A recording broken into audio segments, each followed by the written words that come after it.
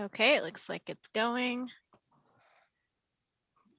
So we are ready to begin whenever you are, Commission President Rocky Smith. All right, we will open up the City Commission work session for February 9th, 2021. Roll call. Commissioner Frank O'Donnell, Here. Commissioner Denise McGriff, Present. Commissioner Rachel Lyle Smith is absent this evening, and Commission President Rocky Smith. Here. All right, first item is future agenda items. We have the list of items that are on the agenda. Is there any comments on those or any future agenda items that anyone would like to bring up? I think I'd like to just preface the proposed timeline for some of these with realizing that depending on how the goal setting goes, obviously this may change a little bit. But I think for next month, we're hoping to get forward.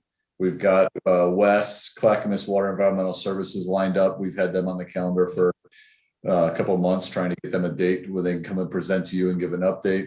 And then the Geologic Hazards Code and the Public Works Code amendments we're still working through. We broke up those Public Works Code amendments into trying to make them into a little smaller presentations and amount of material per each one. So we'll see a couple more of those as we move forward. Where are we at on the strengthening of the annexation criteria or the annexation criteria review? Where does that fall? Laura, do you want to provide a little update on where we're at with that? Yes, we are going to come back for a future work session. We're just trying to fit it on the schedule. Well, is the material prepared or the material is not yet prepared for commission review? It is not on the schedule, so it is not prepared yet.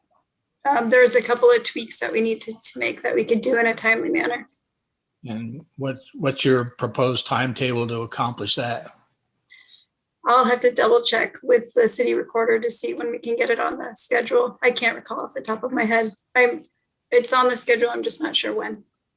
I guess my point is I thought this commission felt that was a critical element, wanted to get back to ASAP. So once your presentation is prepared or the final drafts are prepared, we need to get back and give it a look. So if you could keep us advised on that.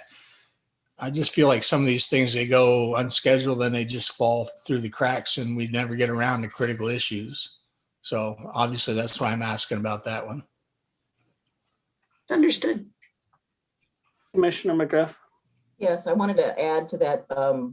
Where are we on the mural code? I thought that was coming up quickly to a work session. And then I wanted to make a note about under additional items, we have abandoned buildings. So I wouldn't necessarily say they're all abandoned, but we need to add 421 Malala Avenue and 212 Malala Avenue to our ever-growing list. Okay. I think this was passed along that we'll be bringing the code to the HRB at the end of February so that they can murals or the abandoned buildings. The murals Okay. to the Historic Review Board and the end of this month. Okay. Super. Then I don't have anything else for that item. Thank you. Thank you. So the list that's here, is that list going to be then added to our discussion for our goals and somehow any of the ones that are still on this list we're going to prioritize within the new goals that are coming forward? Or No, I think we'll just continue to try and work through these. These are holdovers unless there are, in addition to adding things, if there are things that would like to be removed, we can certainly hear that as well. Some of these probably have some tie into the goals that you're working on right now. Thimble Creek, the Clackamas Park boat ramp will be encompassed in some of the master planning for Clackamas Park. Climate action plan presentation as part of some of the discussion that we had at the goals retreat as well. So we'll see where that shakes out when we meet at the end of this month in terms of prioritizing some of these. So I think there's some, definite crossover with some of those that are on here that you're starting to see, but we'll continue to pull these forward as well. All right, is that it? Commissioner McGriff, or you need to put your hand down unless you have more. I think you're done. All right. All right, that brings us to discussion items. And we go to refine commission direction on sidewalk seating, temporary parklets in the right of way, and temporary outdoor dining and retail on private property. And John, I think, is this both you and Laura, or just? Thank you, President, Commission President Rocky Smith. Yeah, it's me and Laura. We're both going to kind of take a stab at this one. So I'm going to start it off and get through really the front end of this, which is regarding the things that are in the right of way. Laura's going to cover the stuff on private property. So thank you for that. I'm going to share my screen real quick so that you all, let's see. Hold on just a second here. Let me do this again.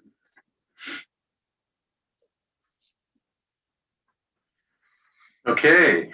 Well, good evening, commissioners. Thank you for taking the time. This is a topic that is near and dear to your heart. It's we're talking about things in the right of way and things outside the right of way tonight with regard to outdoor use of mainly for restaurants, but for other uses as well. Keep in mind, we're calling this the COVID-19 Recovery Assistance Program. And I think this program has come to the business community with great intentions. It was definitely needed and has been utilized in various forms in Oregon City. And I think it's been successful. It's got some oddities to it for Oregon City in particular, which we'll talk about. I did want to acknowledge, I think I got 3 or maybe 4 different emails or letters through Katie Riggs today, and I read those. I thought that they were to the point and well written and seemed like we're moving in a good direction. I think there's a desire for more use of the right of way, and so that's kind of what we want to just keep talking about. The other thing I wanted to say about tonight was we've got some things queued. We're trying to queue some things up for resolutions that would come before you for approval with regard to this topic.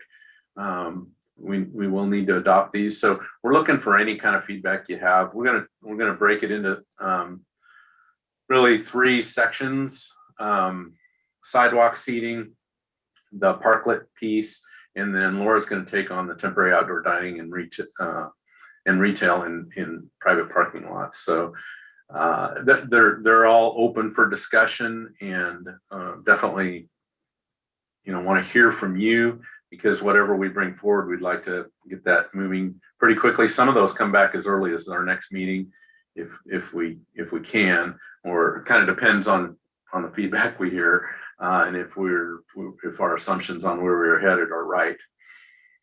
So I'll take on the sidewalk seating and the temporary right-of-way stuff. So this is a nice picture of Nebula. That frontage really is nice looking. I will say that. This may have been taken pre-COVID, I'm not sure, but definitely a nice looking facility. We've got a few of these in Oregon City that look really nice. The challenge we have in Oregon City is our narrow sidewalks. Main Street is typically a 10-foot sidewalk, which includes really a 4-foot pedestrian way, 4-foot furnishing zone where you would see, garbage cans, street lights, water meters, any kind of signage, those kind of things you typically see in that furnishing zone. That's the area between the pedestrian zone and the curb. And then for most of them, we have a 1 or 2 foot building zone, which provides for, entry doors to open in and out, but more often things like potted plants, those kind of things. So not real wide sidewalks in Oregon City, and that's kind of the problem. We're fortunate when we redid certain parts of Main Street, we created these curb extensions. And in the case of the 3 restaurants at this location, which is 8th and Main, they all have some access to those curb extensions. We've allowed those curb extensions to be used for outdoor seating. I already mentioned this, but I'll mention it again. We do hope to bring forward a couple of resolutions next week with regard to the appropriate use of the sidewalk. And we want to talk about sidewalk sales as well, and how that can happen or, can be allowed. So we're trying to get a preview of that and maybe hear from you on some of those things. Right now, we permit sidewalk seating. We do ask the business owner to obtain a permit. If you remember, and hopefully you will, because I thought it was a good move on the city commission's part, permits for any of this kind of work that we're talking about in the right of way is essentially free of charge. I guess the exception of that is the parklets. Those are $25 permit fee for that. But sidewalk seating, we really want to get the permit so that we know, who the right person is to talk to when we have compliance problems. We definitely have insurance and indemnification requirements that go along with that, but it's a no charge permit. We issue it pretty quickly. Typically, the property owner is required to provide a site plan and, talk about how they want to deal with these. Typically, we haven't seen the pop-up tents, but we're seeing more of those. So that's a kind of a discussion item for tonight. But the challenge we have is just the space. These spaces are a little bit odd. They don't necessarily lend themselves perfectly to sidewalk seating. So it's a challenge, and we're doing, I think as a community, I've walked this a couple of times during the busiest times, on a Friday night or a Saturday night. And, I think the businesses are striving to do better with keeping the sidewalk seating outside of the pedestrian zone. But it's still a lot of uses. It's a lot of ask for a pretty narrow piece of sidewalk. So, the last few times I've walked through there, I've seen no real, person or chair or table encroachments into the ped zone, and I thought that was great. We definitely need to make sure that it's safe, right? That's kind of one of our challenges. One of the concerns I have about the pop-ups is really the low height that they tend to have. There may be a way to block those up higher so that they're they're not something that taller folks might run into. And then, to me, there's the concern about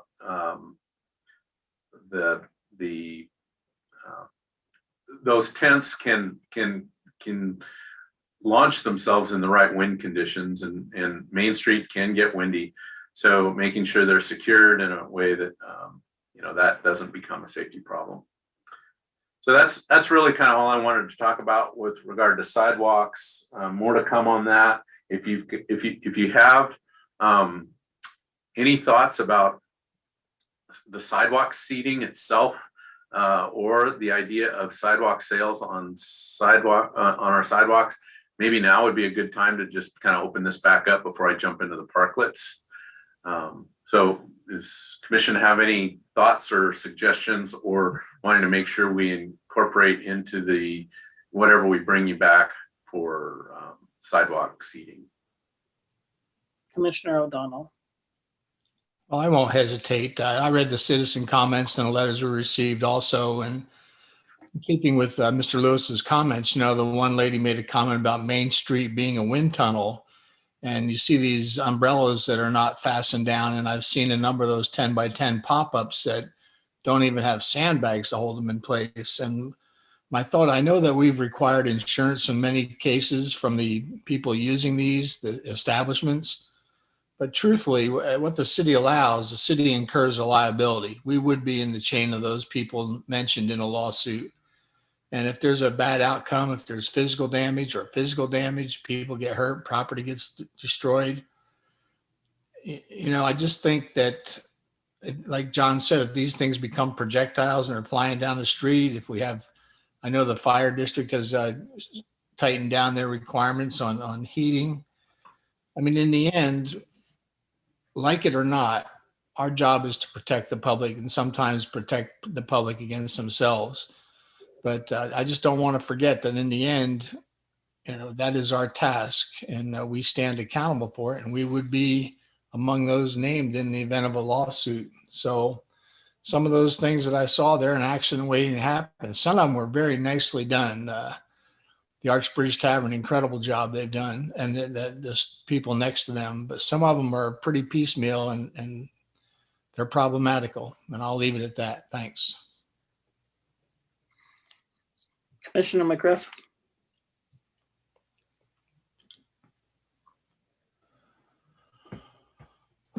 Yes, thank you. Mr.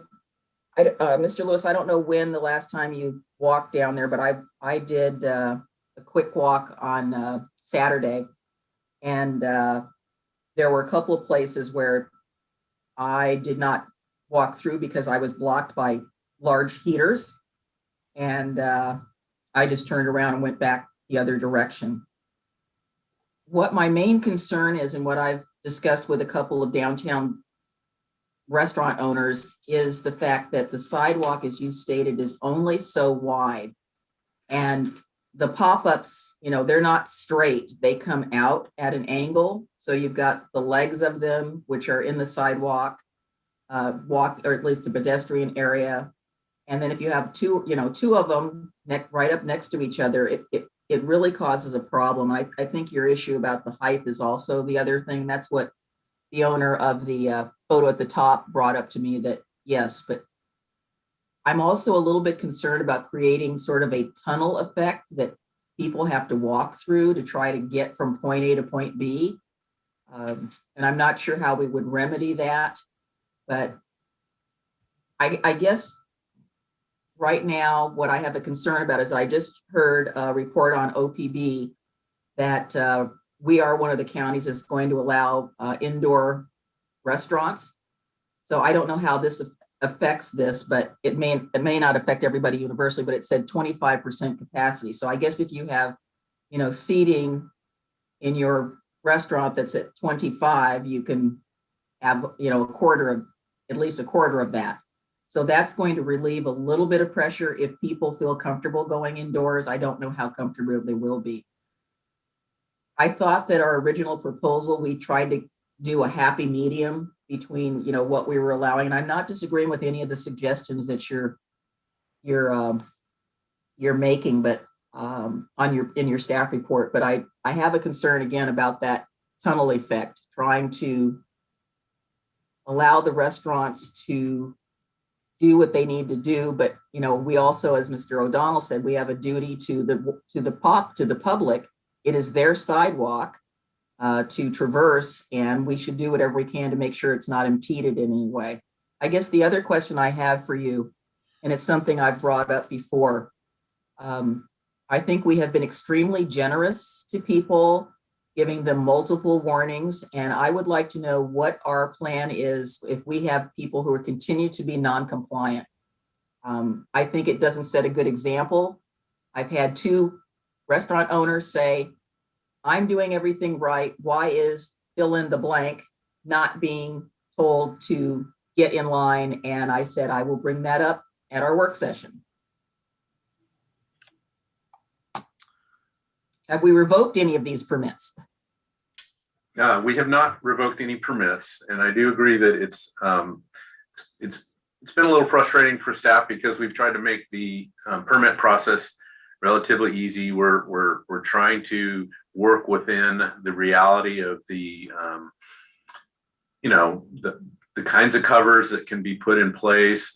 Some people, and again, I'm going to move on to parklets, but the work that has been the work that was done at Archbridge and the restaurant next to them, that's good work. Those are parklets though, and I'm trying to stay focused on sidewalk seating right now. And, you know, so this sidewalk seating is becoming kind of more of the problem because. That's what I wasn't talking about parklets at all. All my Yeah, comments. right. I know. But Commissioner O'Donnell mentioned how nice those were, and I agree with that. It's just the problem we're facing right now is these sidewalks and trying to deal with those. We're asking a lot of those sidewalk spaces, and to not have business owners comply with the permit requirements, which again, it's free. We're here to serve. We're here to provide permitting on a timely fashion. And I don't know, I think you're right. If they're not even complying with that, that's a problem and something we can enforce on. Trying to do weekend enforcement is a problem, and that seems to be when it's because I walk it, during the day and lunchtime, and it's usually in good order. I think when we have a really good weather window is when you see the demand get really high.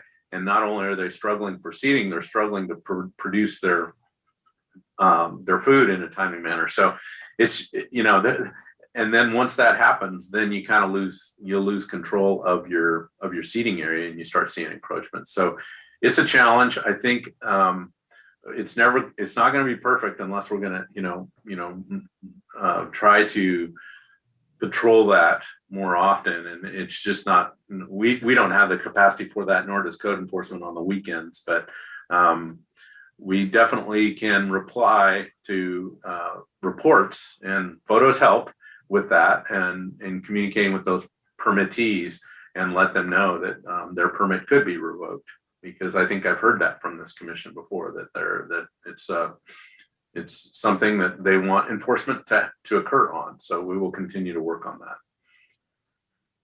I think So Commissioner O'Donnell has his hand up. I'm going to follow up on Commissioner McGriff's statements. And this enters into the realm of code enforcement, which is a whole other discussion we need to have. People are aware when code enforcement doesn't work. The officers probably aren't doing that much in the way of code enforcement. They see their duties as elsewhere, which I don't agree with, but that's another conversation. Do we have the manpower for weekend code enforcement? Should we? We need to talk about it. But here's what I do know.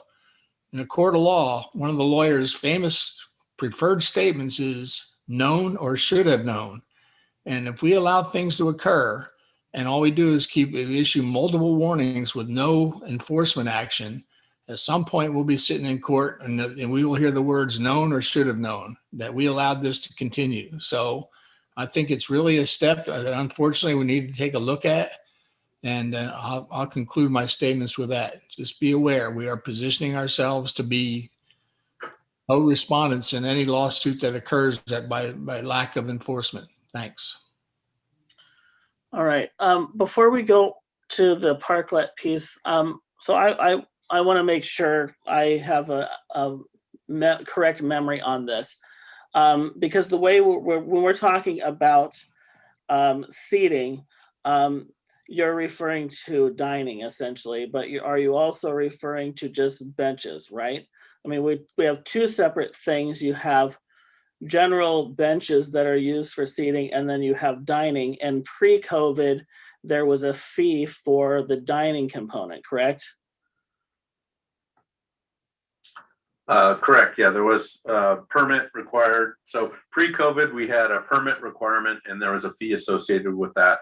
And yes, that was associated with the kind of seating we're talking about, dining. The benches, I think, are the kind of benches that are in place that the city installed years ago, or actually Main Street did some of that too. So yeah, I'm talking specifically about the seating that's meant for restaurateurs to be able to serve their product. And I'm bringing that up because, some businesses put out flower pots or a bench. It doesn't necessarily mean it's for seating for dining. And so it's, even separate from a city-owned bench. Those, of course, are not generating revenue to the business. And so therefore, I don't see any need for a fee on that. When we go back out of the COVID period, I'm sure we'll go back to fees for the sidewalk dining, but we've kind of eliminated that at this point for the businesses. The reason that I'm bringing this up is because it comes into play when we talk about the sidewalk sales. Sidewalk sales and dining are equivalent. If we're allowing businesses to have on-street dining, then we need to allow sidewalk sales on the sidewalk, because we're allowing other businesses to use the sidewalk for business. So but all businesses should have that opportunity. And there needs to be fees that associate with those. So that's one thing that, we've talked about a little bit, but right now, if we are, basically saying that dining on the street is not charged a fee, then we can't really be saying that someone that sets up products on their sidewalk for a non-restaurant businesses would be charged. We have to be consistent with that. Thank you, Commissioner Smith. You're right about that. And it's our intent to bring, in fact, I'm hoping to get this on next week's agenda to talk about sidewalks sales, or the use of the right of way for merchandising, if you will. And yeah, it needs to be safe. They need to kind of follow the same rules, but we need to allow that to happen in those areas. And most of the time that happens in that furnishing zone, which is kind of that area between the pedestrian zone and the curb. Again, it's a lot to ask of our sidewalks, because you put, let's just say, a clothes rack, for instance, in that furnishing zone, and somebody stops to look at it, then all of a sudden you're plugging up the ped zone. And so you take a small section of sidewalk like what we have, even on Main Street, that's kind of our widest sidewalk, and it's not wide enough. So we struggle to do that in the side streets for sure, because they're even narrower sidewalks. And then with regard to the fees, we're planning to bring to you a fee structure that would happen, after COVID. But you've directed, the City Commission has directed kind of to help folks through this COVID period, whether it be sidewalk sales, that really those right-of-way permits that are associated with the use of the right-of-way to help businesses through the COVID period is a no-charge permit. So right now that would apply to a sidewalk sale as well. I also am worried about what you kind of commented on. I don't think that most businesses just immediately think that they're putting their merchandise in that Furnishing zone. I think most businesses are inclined, okay, I'm putting it right against the side of my building because that's where I can see it and I can watch it, and that's where the pedestrians are. So I think most businesses that don't really understand the breakdown of those measurements are just going to stick their table right out in front of their storefront, and which of course causes more of a problem, because then they're walking into that furnishing zone. So there's a lot of pieces to that. That's another reason for the permit, right? When we issue a permit, we typically ask them and it's easy with OC Map to just produce an aerial photo of their site and show them exactly where, and we can explain to them that those differences between the building zone, which you're right, in most cases it's not enough room for even a table or for merchandise, or table and chairs, and so then we kind of have to point them to the furnishing zone and talk to them about those areas, and that's what they should be doing, because we really do kind of need to leave that 4-foot pedestrian zone from one end of town to another. It should be pretty clear for someone that maybe is trying to walk with a walking cane or something like that. So, and the other piece that I agree to some degree that we need to talk about the enforcement piece, because I know that there were times in this town where even where it was marked in the McLaughlin neighborhood, you could park 2 hours. Everyone knew that no one wrote tickets and you could park there. That was a given fact for decades. So, if businesses are used to just sticking products out on the sidewalk for a decade and no one's ever issued a citation, then we need to, make sure that if we're changing that viewpoint, that we really, have a piece of way of educating the community that's changing. Very good. Should I move on? You Yes. okay with that, Ron? Okay. Or Commissioner Smith, sorry. Yes, Commissioner McGriff has another comment. Is it quick? We can't hear you. I'm going, just real quick. I think what I have observed primarily on the sidewalk sales, for instance, like Maisie Mays, they moved across the street next on the bridge side. Everything is up against the building, and I agree with you. They can keep an eye on it from there. They don't have it out on the other side of the sidewalk. You can still walk through there. Where I've noticed a little bit of a conundrum is Vintage Nest, and then there's a restaurant right next to them. They had a table, COVID distancing, which was right in smack dab in the middle of the sidewalk, and then there was nowhere to go. And I was on my way to the building at the end of that block, and it was like, okay, you know, I have nowhere to move other than, and there was a car, so I couldn't go off the curb, but anyhow, it was not a good situation. So I think. So I guess would responsible. it be fair to say, is there consensus among the commission? We're going to bring this back in March as part of a resolution to discuss some of this. So, you know, regardless of where we go on what's allowed, what's not allowed in parklets on the sidewalks, would the commission be supportive of some type of a, you know, 1, 2, 3 strike or something like that as it relates to these businesses? Because at the end of the day, we need the commission support if that's something you'd like us to do. Because traditionally, we have worked with everybody, whether it's a private property owner, a homeowner, or a business, to bring them into compliance. And if we would like us to take a stronger stance, I need the commission to be supportive of that, because it will come straight to you once a decision's made. So if that's the policy of the commission, that we're going to start enforcing, you know, give you 1 chance, give you 2 chance, on 3 you're done, or whatever we end up with, but realizing at the end of the day you're done with that permit, that would be helpful for us to know as we craft this to bring it back to you. I guess I'm supportive of that, because I think we have bent over backwards and done backflips. We could apply for Cirque du Soleil on how far we've been bending. And I think that it's incumbent, like I said, I've got comments from business owners who have been doing everything right, and they're resentful of the people that are not, and wondering why they are being penalized because of. So I think it behooves us to be, we're being responsible. And what I've told these business owners, I said, what we're doing is in the interest of public safety. We are trying to help you, but ultimately we have a responsibility to keep the public safe.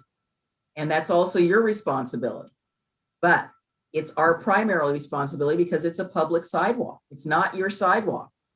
So I have no problem with somebody coming back to me about that, because I've been pretty steadfast in my support for the businesses, but I'm not going to tolerate continuing just flagrant violation of everybody else following the rules, but it doesn't apply to Mr. X, Y, or Z.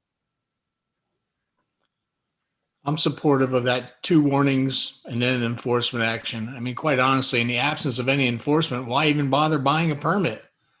Why do anything? Just do what you want to do, knowing there'll never be a penalty involved. So you definitely have my support in that matter. I agree with that, or at least to have it come back to talk about more in detail. Okay, parklets. So parklets, I think I think the decisions that have been made on parklets are going in the right direction. The few that we've got 3 right now, are you know, nice facilities. I haven't actually used them, but they look nice from a driver's perspective or a walker's perspective. There's others out there that are considering them. Again, while we waived most fees, we agreed that there was still a permit fee of $25. I can tell you we spend a lot more time on them than that. But they seem to be going in the right direction. We've still got specific criteria. They need to be in the mixed use downtown or along the 7th Street corridor. And that's really where the demand is anyway. They require building owner approval and adjacent neighbor approval. And this is kind of the area where I'm wondering if I think, well, the picture here is Nebula, and actually Nebula is one business who's who we've talked to about the idea of an additional facility, neighboring facility to this parklet, and so building a second parklet. That wouldn't be allowed under the current parklet requirements. So we are curious if the commission would be willing and interested in allowing an additional parklet per business per frontage. And if so, that sounds like at least Nebula would be interested in doing something like that. And there may be others out there as well. So that's a discussion item. Umbrellas or canopies. This one actually has a framed covered unit to it. And, starts to this, there's state has requirements about enclosures as well. And this one's starting to look a little more enclosed than what the state standards require. But, again, I like the framed cover because we don't have to worry about it blowing away. But we are seeing folks that want to build a platform, but put a tent on it. And so we're treating those similar to the sidewalks where we've allowed the pop-up canopies, where we would like those to be put away at night. We'd like them to be secured to the foundation. That would be better. And right now we're not supporting the idea of the kind of the white tent that you might see that's fully walled in these areas. But we are, right now the standard calls for wood and metal and plastic kinds of the transparent plastic that you see here. Again, there seems to be a demand for more of these canvas styled tents to be on those. And so if the commission's open to anything like that, things that, feel a little bit more like a membrane structure, for instance, right now they're not allowed, but I'd like to hear from the commission on whether or not there's some room for changes there. We've heard from a couple of applicants who would like to do something like that. Again, we still have the liability insurance requirements, and this seems to be a tripping point for folks. I don't know if it's that they don't want to or they don't want to pay for the cost of it, but they're definitely, we still want to get that indemnity agreement and liability insurance in case something happens, whether that be a trip or a fall or, something, catching the wind in the right way and moving or impacting somebody. And we also require some conditions under that permit that require strict guidance with ADA, the fire district, and the Oregon Health Authority. So that, I don't know if those are discouraging reasons for folks not wanting to pursue the permit, but it may be part of their concern. Again, we're trying to make the process simple for them. And again, I think you've done what you should do in terms of keeping the permit fees down. It's really just them kind of doing their due diligence. I think some of it's hard for businesses that are really, they're in the business of making food. They're not really in the business of building structures, but yet this is what that calls for. They've kind of got to be able to come in and get a permit, willing to do that, and sit down and talk to us about, proper access and what can be built. So some of the comments we heard, the cost of these parklets is a big investment for, a questionable amount of time. They feel like the material limitations are concern for them. The amount of space that they actually provide is, you can get 2 or 3 tables in some of those. I think that one at Nebula's got 3 tables at it. And, so there is some question about what's the cost benefit. So we do want to talk to you about another alternative that we think falls within the parklet requirement and would be a solution to some of these kind of concerns, which would be to deviate, instead of put the parklet out into the parking strip or utilizing the whole parking strip for a parklet, putting the pedestrian way out there. Now that makes it all that more difficult to make sure it's ADA accessible, but that's another way so that the business has the full use of the sidewalk, including the pedway, the building zone and the ped zone. So far, we haven't had anybody really kind of suggest this, but we think we've seen it done in other places. This is a good depiction of that.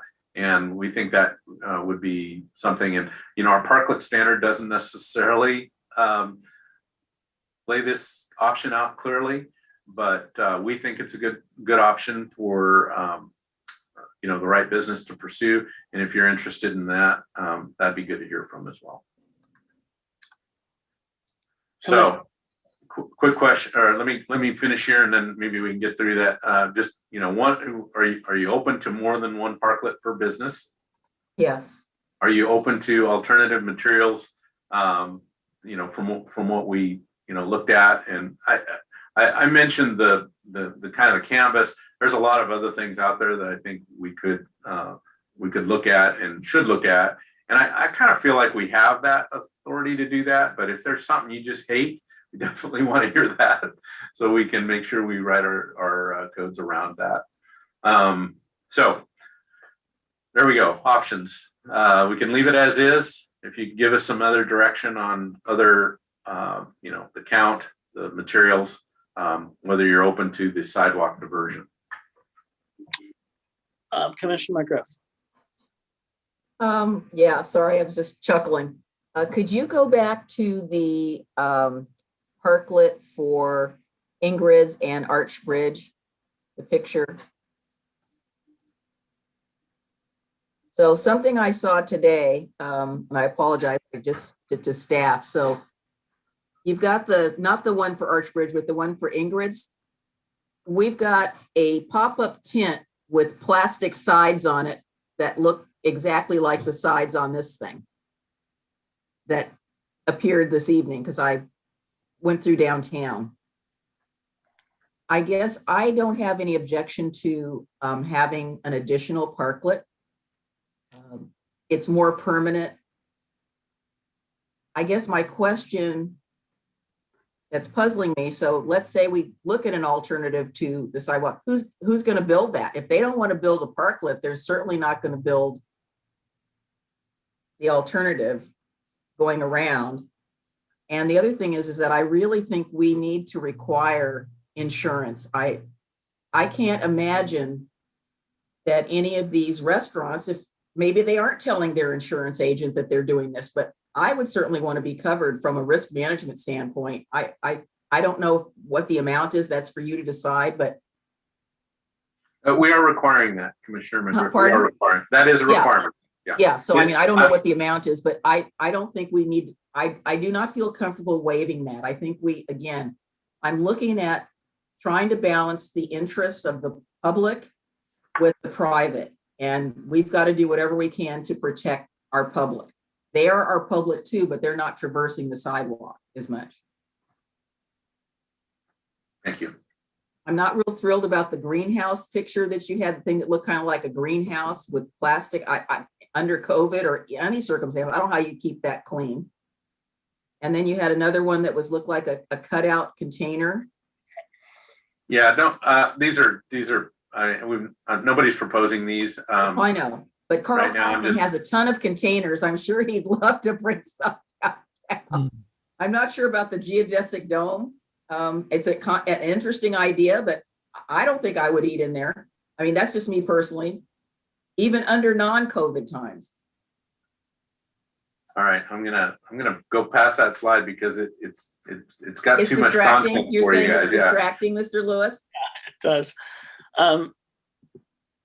Commissioner O'Donnell. Given the uncertainties, the first thing I would say is this is a question for every business to make a decision on return on their investment. And I truly appreciate, and I want to confine this conversation to parklets only, because, those geodesic domes and things like that, if you want to put them in, when we talk about them and we're talking about somebody's parking lot out back of their business, that's a different conversation. But now we're talking about our city streets, and I like a certain level of attractiveness to it.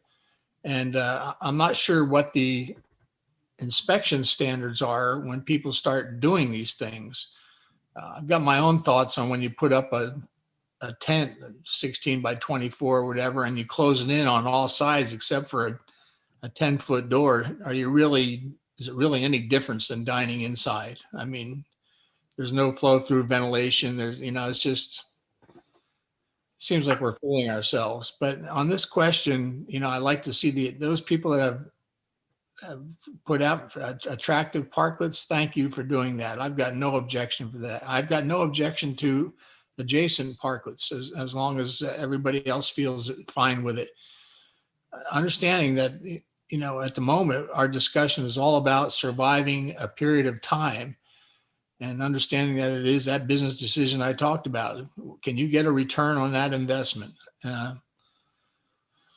Other than that, is there an inspection standard? As I said, I don't like these structures that they've got no snow load. They've got nothing that specifies how they have to be fastened down. I mean, anything that puts the public safety in jeopardy needs to be controlled by the city, like it or not. So that's what I'll say about parklets. Well done. I approve of them. But if we open it up to uncontrolled materials, we're going to see a haphazard event of the worst kind. So thanks. I agree with, I don't have an issue with additional parklets for individual businesses. I also don't have a problem with the alternate sidewalk. In fact, I think it's a better idea. And I guess I would respond to Commissioner McGriff. I assume it's cheaper to build an alternate sidewalk than it is a parklet. And my leaning towards why I feel that's better is even when, so when you have street dining during a COVID pandemic situation, most of us that walk down Main Street will walk around them. And because we don't want to walk through a bunch of tables, even if they're spaced appropriately, with a bunch of people without masks, and also trying to dodge wait staff coming in and out of the restaurant. If you allow the restaurant to use the sidewalk space and build an alternate sidewalk around it, to me that's a great opportunity to look into and offer. I don't know if people would take us up on it, but I think that makes more sense, because then it gives them their operation space within the confines of their doorway, their business, and people walking down the street can kind of avoid that. I do have some of the same concerns about the tents that we have had in the past, in terms of them being, in terms of the look, in terms of the safety of them blowing down the street, and now even more so with the kind of enhanced guidelines from the fire department on what heating source can be in those type of structures. It seems that that's just as much of an issue. I don't see that any are the parklets that have been in place so far, are businesses using heating sources in those that are different, or because I don't see any of heating sources in any of those pictures, and I haven't been downtown for a little while, but I know some of the restaurants have, the little fire on the tables and things like that, but I'm not sure. I know that I saw, when I met with our city manager, I saw a new kind of list of things that were okayed and not okayed for, tents or parklets. So I guess that's my concern. If the structure is more solid and more in the likes of what we've already accepted, I think that's probably better. So Commissioner Smith, I believe at Arch Bridge, they have one of those table things that has a little bit of flame in it. Yeah. The one that I've seen that has the big heaters is 724 Main. And if you take a close look, the bottoms of the tent flaps on the little edge, they're all singed. I'm trying not to point out individual businesses. I'm just saying, I noticed that when I was downtown. But there are, there are clearly businesses in Oregon City that are not following the rules, and some that are. And so by, kind of talking about specific places, I worry that we're Because I especially, apologize. I just was trying to tell you the one that you wanted to know who had fire. That's where the tall, whatever you call them. but the next topic that we're going to go into with Laura in a minute is a whole nother separate piece to this with the parking lots that we're seeing tents being popped up all over town now too. All right, Frank, have an additional. You're on mute, Commissioner O'Donnell. I have to put my hand down, sorry. Oh, okay. Okay, John. Well, so I think that's been helpful. I'm hearing good news about the addition of parklets. That's the main question. I think the material thing is, we can work with them. I completely understand kind of the subjective nature of that, but we will continue to work with them. And if we can talk somebody into the sidewalk diversion piece, some place like, there's certain businesses where that would be much better because they wouldn't have the walk aisle to accommodate and they could push all that up against the building. So that's a good option. But with that, Laura, you ready? I'm going to flip to your Hang on, slide. just real quick before Laura starts. What requests are you receiving for alternate materials? I mean, have you got a list of things people have suggested that, because I'm not clear when we talk about alternative materials without knowing what we're talking about. The one that's most troublesome is this idea, the kind of the white canvas tent that you see around. They've got kind of plastic windows in them. Okay, the ones that look like little cathedral windows. They're multi-sided, yeah, and I think the problem with some of those in the right of way is not only are they they don't probably meet the CDC requirements, but they become a wall, and as a driver seeing the pedestrian, they create some problems there. So we're just not supporting that. I'm not hearing any support from the commission of those, and so it's kind of back to I think wood, plastic, brick and mortar things are fine. I know there's been other jurisdictions where they're using pallets, and I kind of hear from the commission that you're not interested in that look necessarily. So Mr. Lewis, I think the only one that I think I know the kind you're talking about, but it's on a private parking lot over at Oregon City Brewing. You're talking about that type of tent with those, they kind of look like church windows, I guess is what I would call them. yes, That's what some people want to put on the sidewalk. they want to put those in. They want to build a platform for the parklet and then put those on that platform. And they're wide enough to where they'd probably also straddle into the furnishing zone as well. And so we've seen one proposal for that. We told them no. I just wanted to kind of confirm that. And I think I've confirmed that. Yeah, I think they would run into health code issues because like you said, they become walls. I agree with Frank where he said that somebody wants to have that on a private parking lot. I think that's a completely different story, which Laura is going to go into. So thank you for clarifying.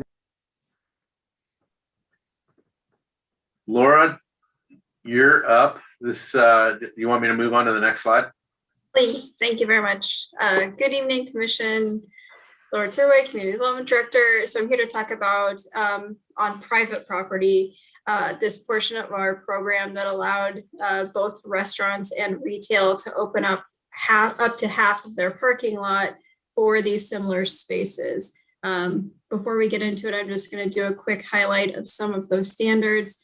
It includes allowing an unlimited number of tents or shade structures without any particular size restrictions within their parking lot, as long as, again, they don't cover more than half. John, next slide, please.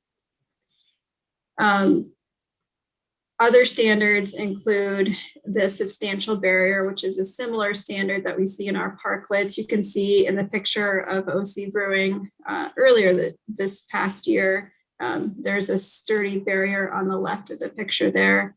And also one of the other standards are that you can't use ADA parking, so we want to preserve that. And then also no changes to landscaping or how people get onto or off of the site with a car, so the ingress or egress of a parking. So really of the parking lot you have, can portions of that be carved out for dining or retail? Next slide. So We also have a one-page permit, and it costs $25 per cycle or year for that permit. We issued 4 of those permits this past year in 2020. And then we currently, as of right now, have 6 properties in code enforcement. But I just also want to acknowledge that there's other options for businesses. It's not just this permit or code enforcement. There's a lot of similar type things that you can do under alternative permits. So for example, Bugatti's or Ice House, they both have different things that maybe look similar to something you would see in this program, but are not approved under this program. They're approved under alternative methods. So there are a variety of options for property owners to seek approval. Next slide. Throughout this past year, we haven't heard really that much comments from people on private property. What we tend to hear the most is that given someone's specific configuration of where the driveway enters their property and their building and their parking lot are oriented, or maybe they have a large grass area or a large patio that's existing that they want to put a temporary cover over, and they can't because the program was designed specifically just for parking lot space only, and not that other space on a property which may well lend itself to outdoor dining or retail. And so there's a couple of businesses that we spoke to, 2 I can think of, where they really wanted to use the program, but it didn't apply very well at all. Next slide. So what we're proposing or recommending is that we expand the on-site parking lot program to go onto other portions of the site that include private patios or other non-parking lot areas on property. We'd want to maintain the existing standards where you can't lose any landscaping, you can't block ADA, all of the same standards would apply. It would just allow people to use more space on their land for this limited duration of this program if they could. So it would broaden the program and likely lead to more of these pop-up structures throughout the city. Next slide. So my part's pretty short because we didn't really hear any feedback or suggestions for improvements other than the expansion of the program. That's the only thing that I'm putting forward to the commission. If there's other changes to the program you would like us to come back and revise, please let me know. And we're here to come back at a future commission meeting, I think it's March 3rd, with a revised resolution for you. Are there any questions I could answer regarding the onsite? Commissioner McGriff? Yes, You go. I think I understand what you're suggesting, but I'm trying to, in my head, figure out, because you didn't have any pictures, what we're talking about. I can give you examples. So for example, Coasters Crossing on the urban renewal property that we own, they have a large outdoor patio. They wanted to put a cover on that patio through this program, but they couldn't because this program only allowed covers in parking lots. And it wouldn't make sense to cover the parking lot when the building is, up a flight of stairs. So you're talking about the wood decking that's around, that you walk up the stairs and go on this wood deck that's outside of the building? That's what you're talking about? Yeah, or even just any outdoor patio at all, if someone wanted to cover it for the rain. This program wouldn't apply. Now they would have different options that will help them in a pinch because we allow structures, temporary structures for commercial properties. And specifically, we allow temporary structures up to 800 square feet. You can get up to 60 days per year. So we have seen some businesses utilize that option to get them through to tonight to hear what the commission's going to do for this next year. Or there have been other businesses that just have done temporary pop-up structures or even more permanent pop-up structures through our temporary structures code for commercial businesses. But yes, to answer your questions, it's if you have an outdoor patio space or extra pavement next to your building that's not in the street and it's not the parking lot, it's this in-between area. But not land, not like if they had a grassy area, they couldn't put it up on grass or something like that. Correct. There's the standard that they can't reduce landscaping. That's a good question as it relates to putting it on grass. If you're not reducing landscaping, there's that would actually work. Oh, but then the grass would be kind of dead by the time you got done. And you've had a couple of requests for this, or more than just a couple? 2, maybe 3. Okay. Commissioner O'Donnell.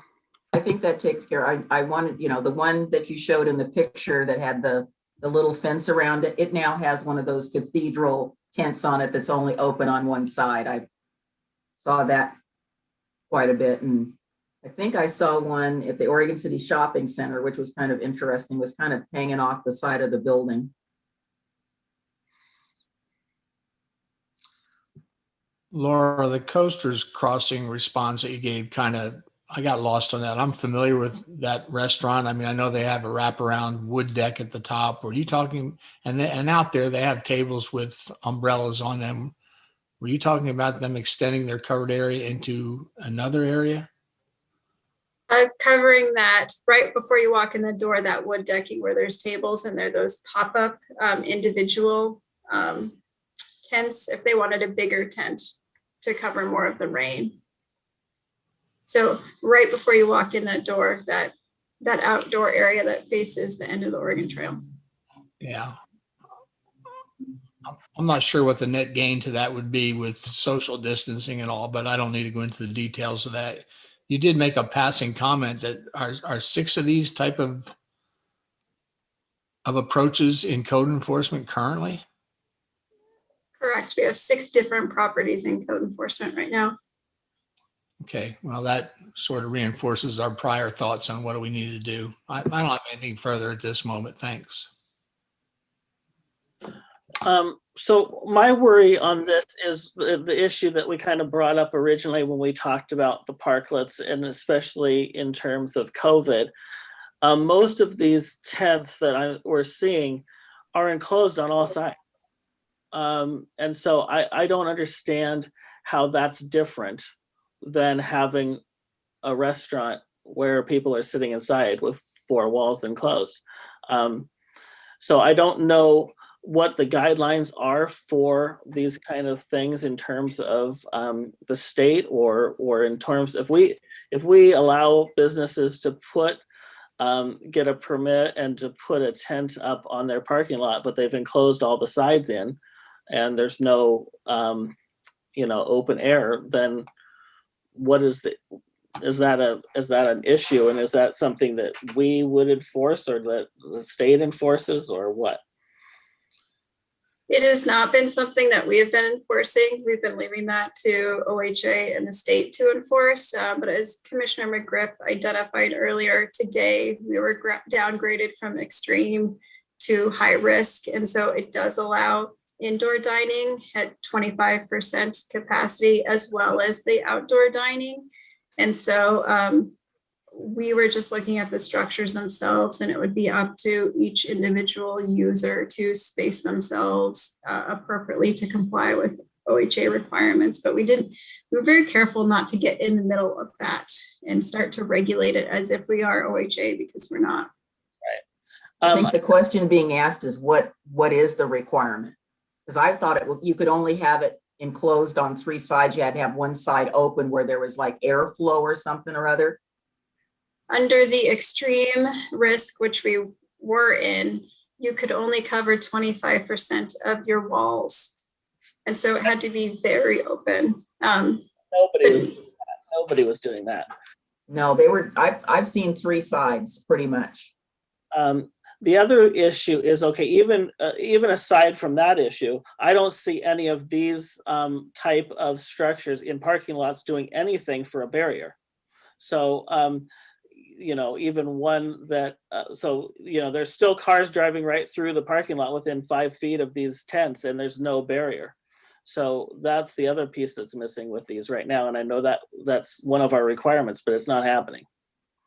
It is not, it may not be happening on the ones that are in code enforcement, but it is happening on the ones that are permitted. All right, Frank, Commissioner. Well, just thinking that usually the reserved parking, the handicapped areas are usually up closest to the building itself. So how do they effectively drive through this group of tables without posing a danger to others in the absence of a barricade of some sort? That was all. Thanks. You bring up a good point that there's so many different configurations for how parking lots and buildings are situated on site that sometimes some of these are just barriers for anyone to use any of these programs. Yeah. So, Laura, I didn't hear any opposition to allowing them on kind of those non-parking lot areas. So that sounded like progress to me. I guess yeah. So we're going to try to bring back again a couple of things with regard to sidewalks next week. I think they're going to be non-controversial pieces. We had identified where we could have these where areas could be used for outdoor sidewalk seating and merchandising. And so we're going to provide you a map of those. It's mostly our downtown and 7th Street corridor. So those areas with sidewalks wide enough to accommodate that. So we'll bring that next week, and then more on the 3rd. Hey, question for John. Okay, hold on. I think Commissioner McGriff had a comment first. No, I am extremely sympathetic to the issue that Coasters Crossing is having. And again, we didn't want to talk about something specific. I'm just trying to, in my head, figure out how that would happen without attaching it to the building. And I thought we were trying not to have things attached to buildings, because then you've got structural issues. And Yeah.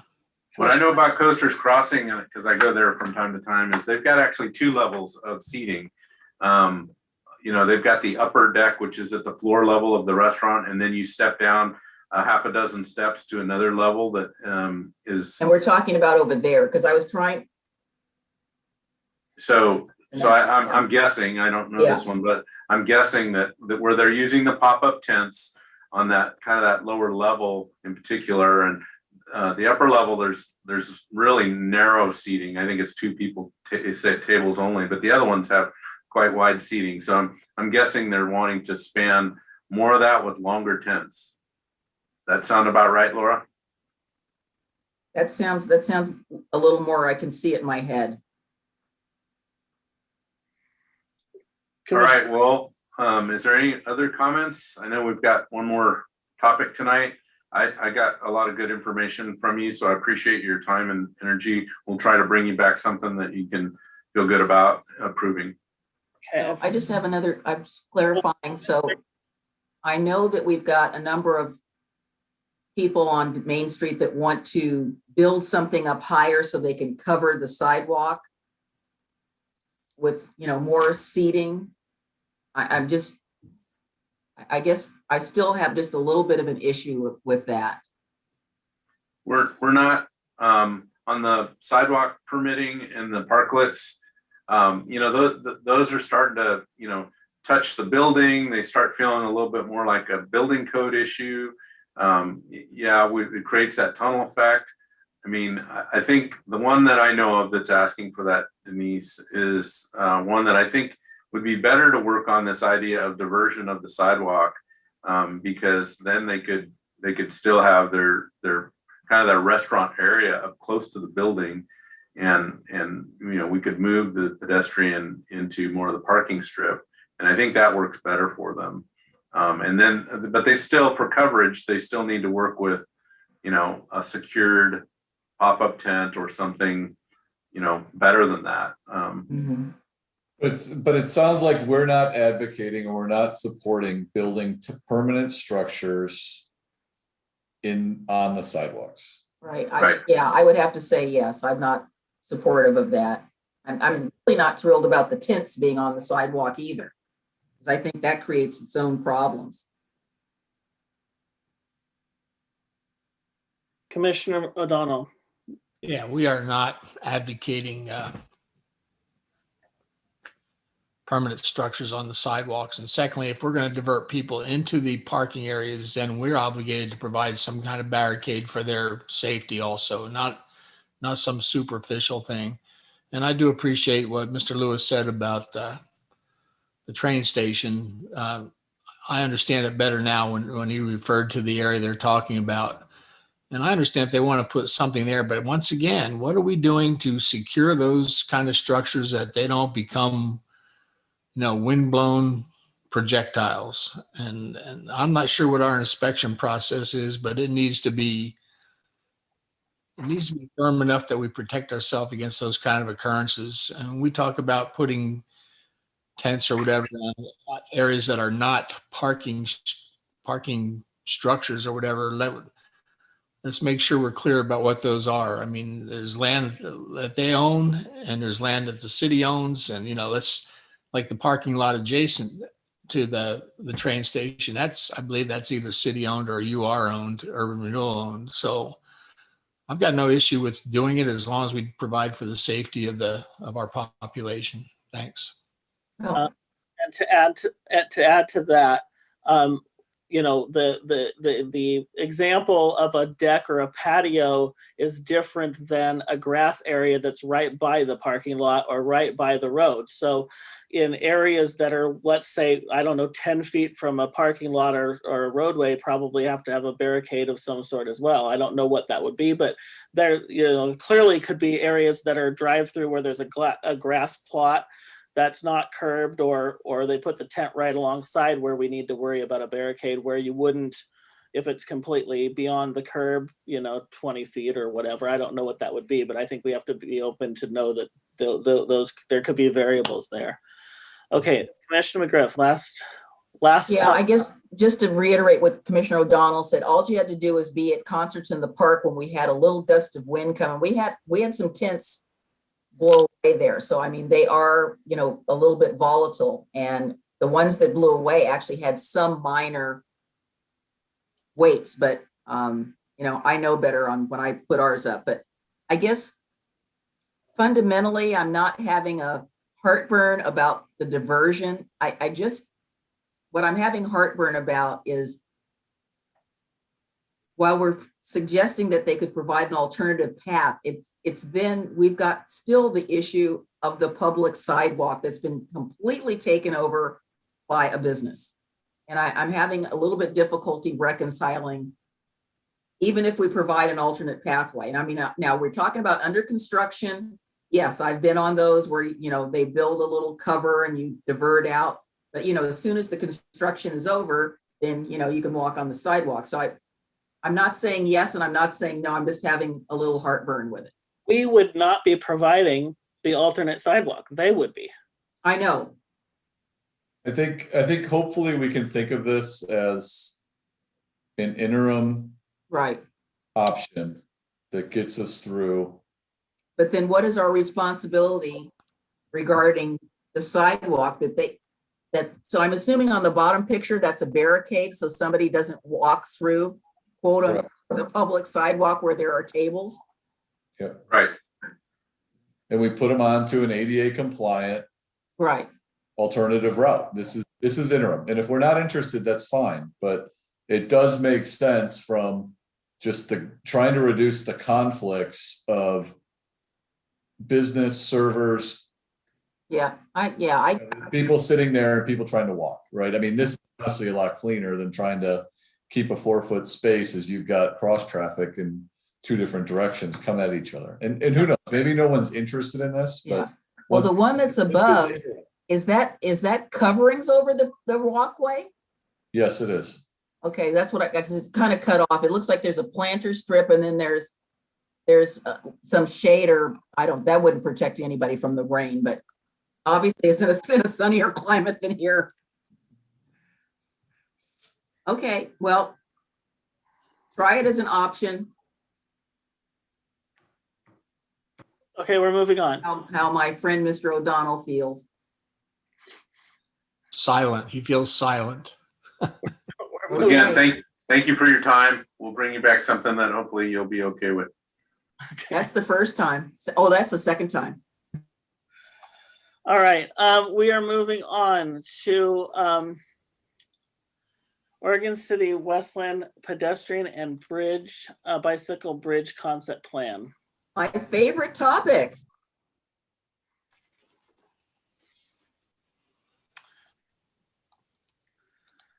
All right. Let me see. So I see Mark Batorik with Kittleson and Associates. He's going to be presenting this topic. So he is working for ODOT, but he works for Kittleson. And so Mark, I don't have a long bio for you, but I know he's a pretty amazing guy. It's been years since I worked with him, so it's kind of good to work with him on this project. So take it away, Mark. I'm assuming, Katie, have you given him I don't know how, are you sharing screens or what's going on here, Mark? Yeah, can you guys see that? Yes. All right. Well, good A evening. pretty high bar, Mark. You better watch out. That's right. Good evening, Commission. As John said, I'm Mark Batorik with Kittleson and Associates, overall consultant manager for this project. I'm coming back to provide you an update. You guys had a briefing at the beginning of January on the project and wanted to just give you an update of where we're at and where we're going and some of the alignment options that we're looking at after the initial feedback over the last 5-6 week period.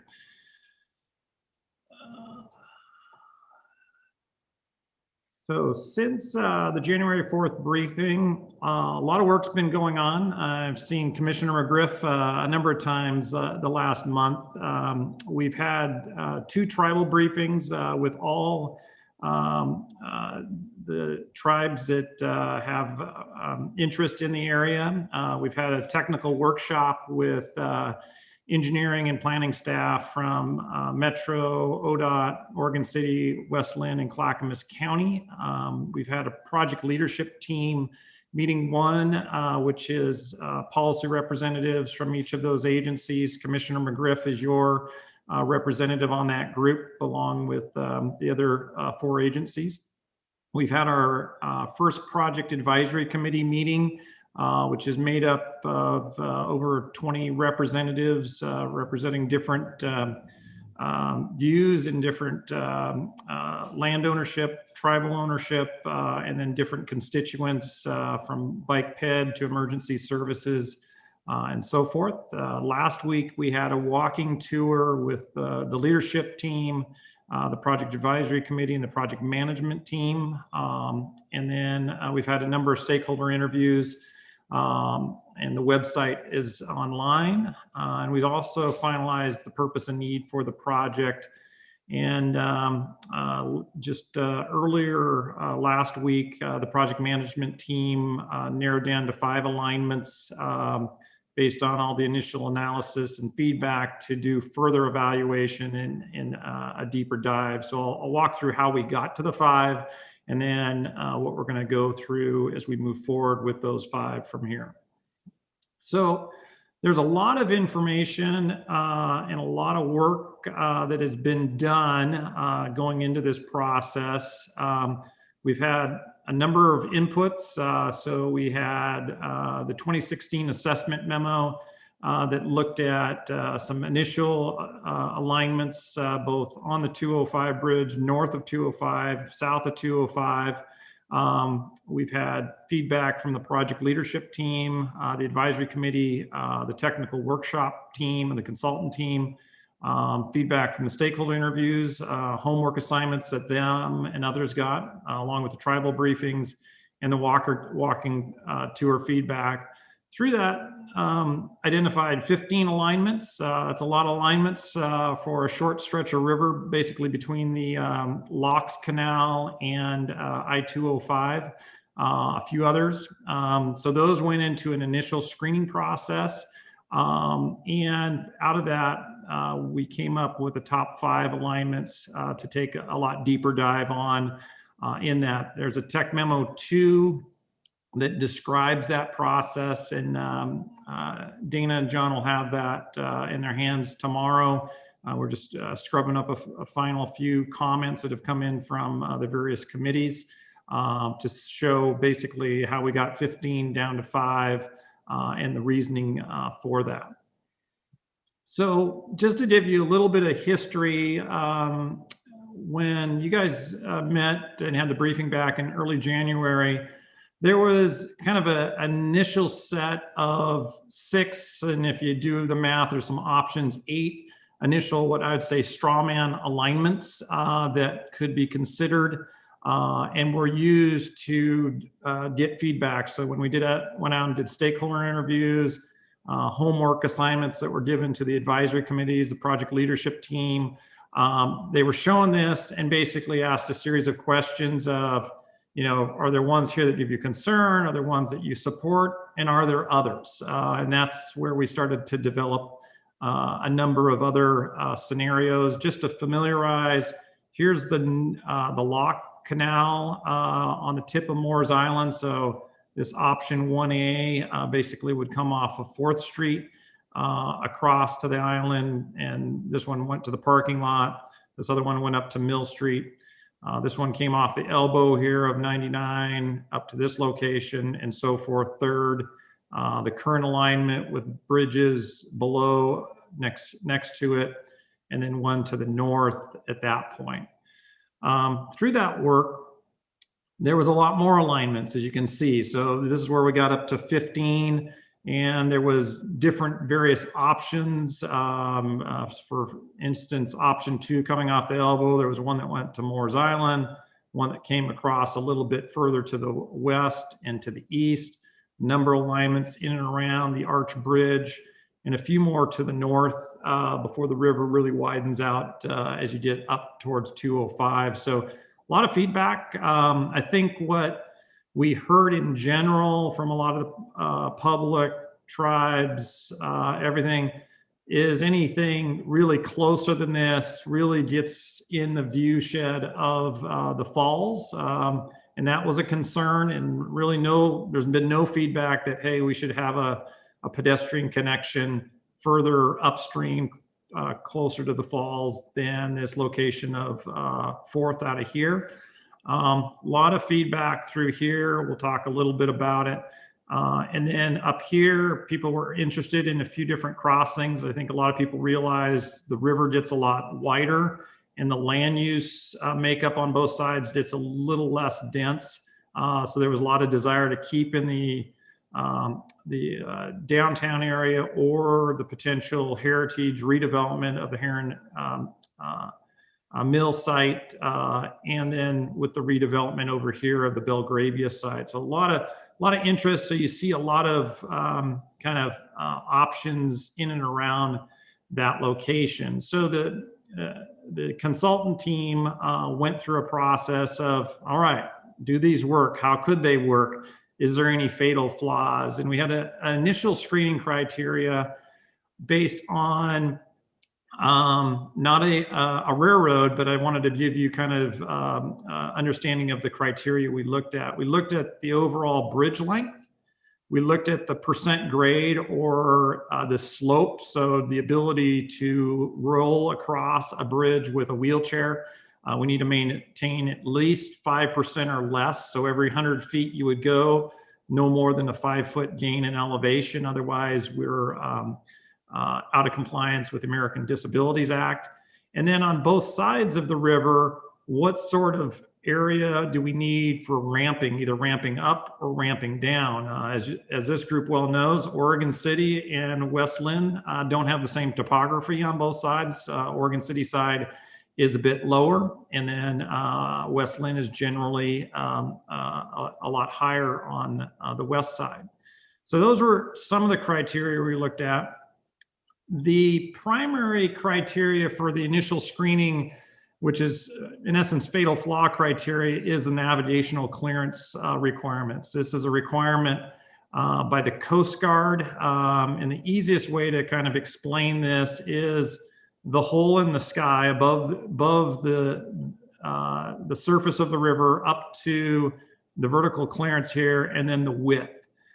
Generally in river travel or anywhere in the United States or on the Willamette River, the Coast Guard doesn't want to have another bridge that constrains the constraint of the smallest bridge along the corridor, and this being the current arch bridge. So we needed to make sure any bridge that we were going to span the Willamette with would be at least at the same height as the arch bridge, and then didn't add piers into the water that would close this channel down. So if you think of this, and then you go down to this spectrum or kind of prism, this dark blue is an area that we can't pierce anything through. Otherwise, it would have to be movable, drawbridge or some sort of bridge like that.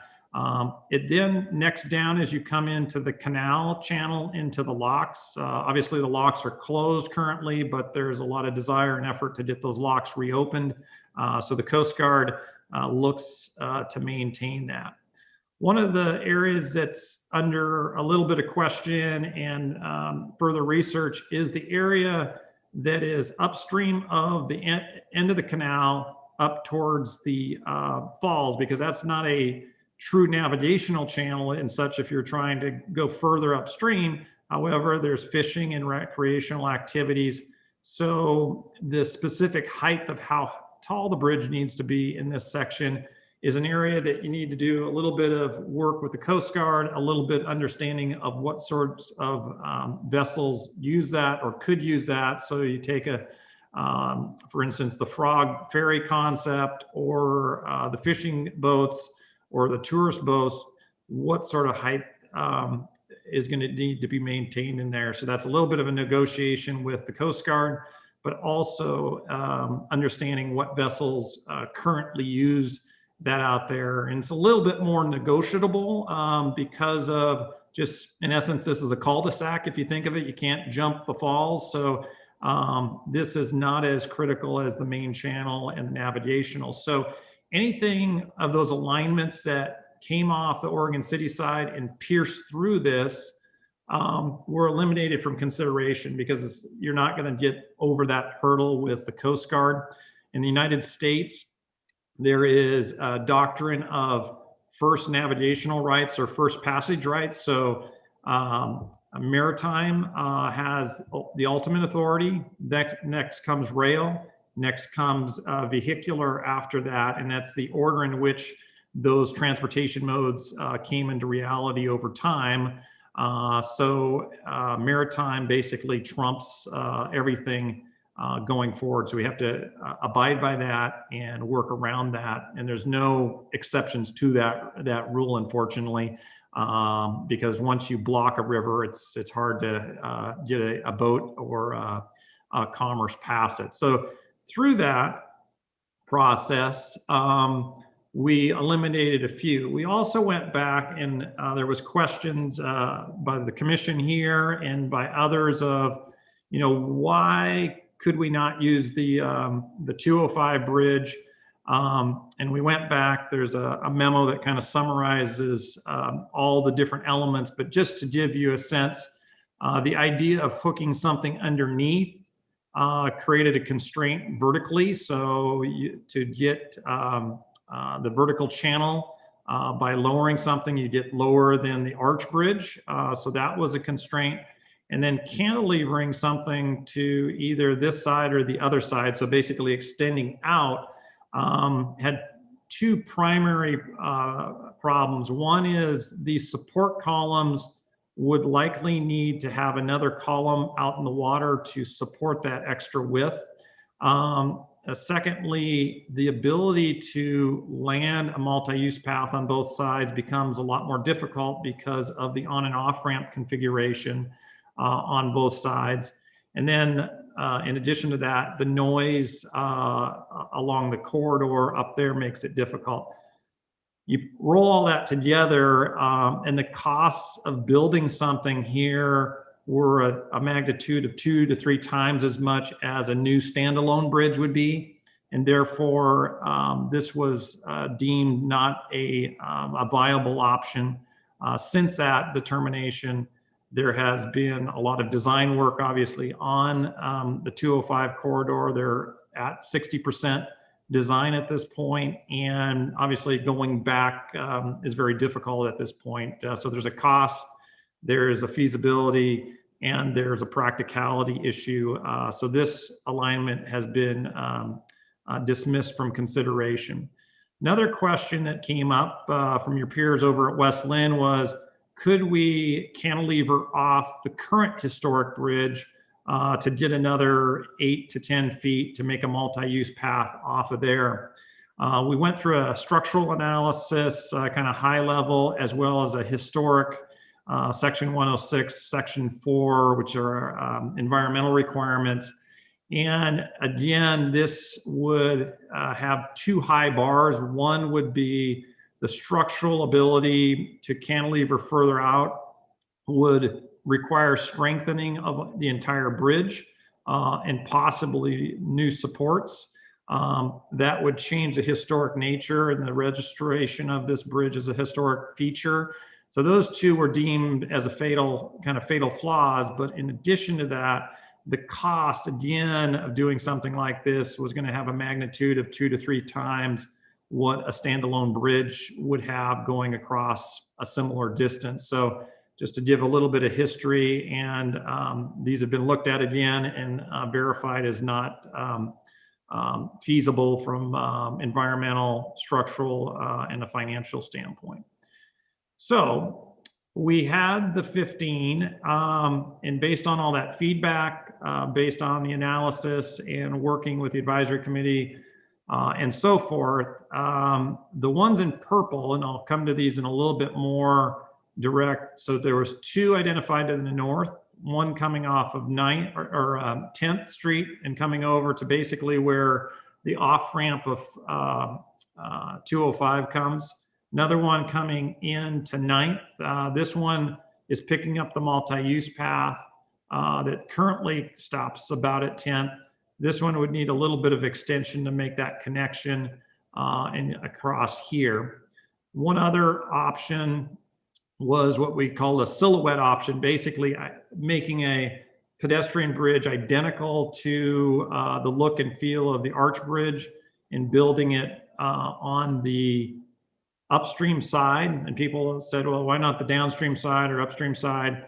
The buildings here create a constraint, but also if you want the pedestrians to view some of the historic nature in the falls, you would probably want to put them on the upstream side versus the downstream side. So knowing that these were going to be similar in analysis, the decision by the project management team was to go on the upstream side and look at this as a potential scenario. This has some other issues to overcome. Does it just obscure the bridge? Yeah, there would be some obscuring features. Can you construct it within the proximity of the existing buildings? That also presents another question, but there's been a lot of feedback. Why not do it where they originally built the bridge? And you can see there was a reason they built the bridge here. It's the narrowest point, and it's the point that the elevation difference between the West Lynn and Oregon City side is the least. So the people back over 140 years ago when they first put in the pedestrian bridge and then followed up in the 1920s with the current bridge, there's a reason they picked this spot. And that was just because of length and because of elevation difference. But a lot of people see the centroid that this creates on this side and on this side. And so the desire to look at something in that proximity, the project management team saw the need to look in there. The other 2 are off of the elbow coming here and across.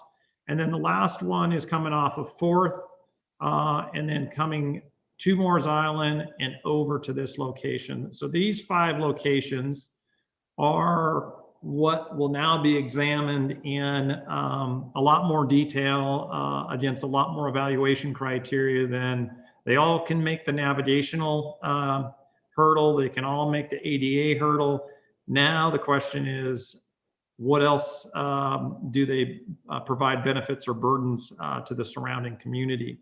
So to look at that, we have evaluation criteria that kind of span the spectrum from equity to demand. You know, would people actually use it depending on where it's at? How many people are going to walk and bike potentially across it?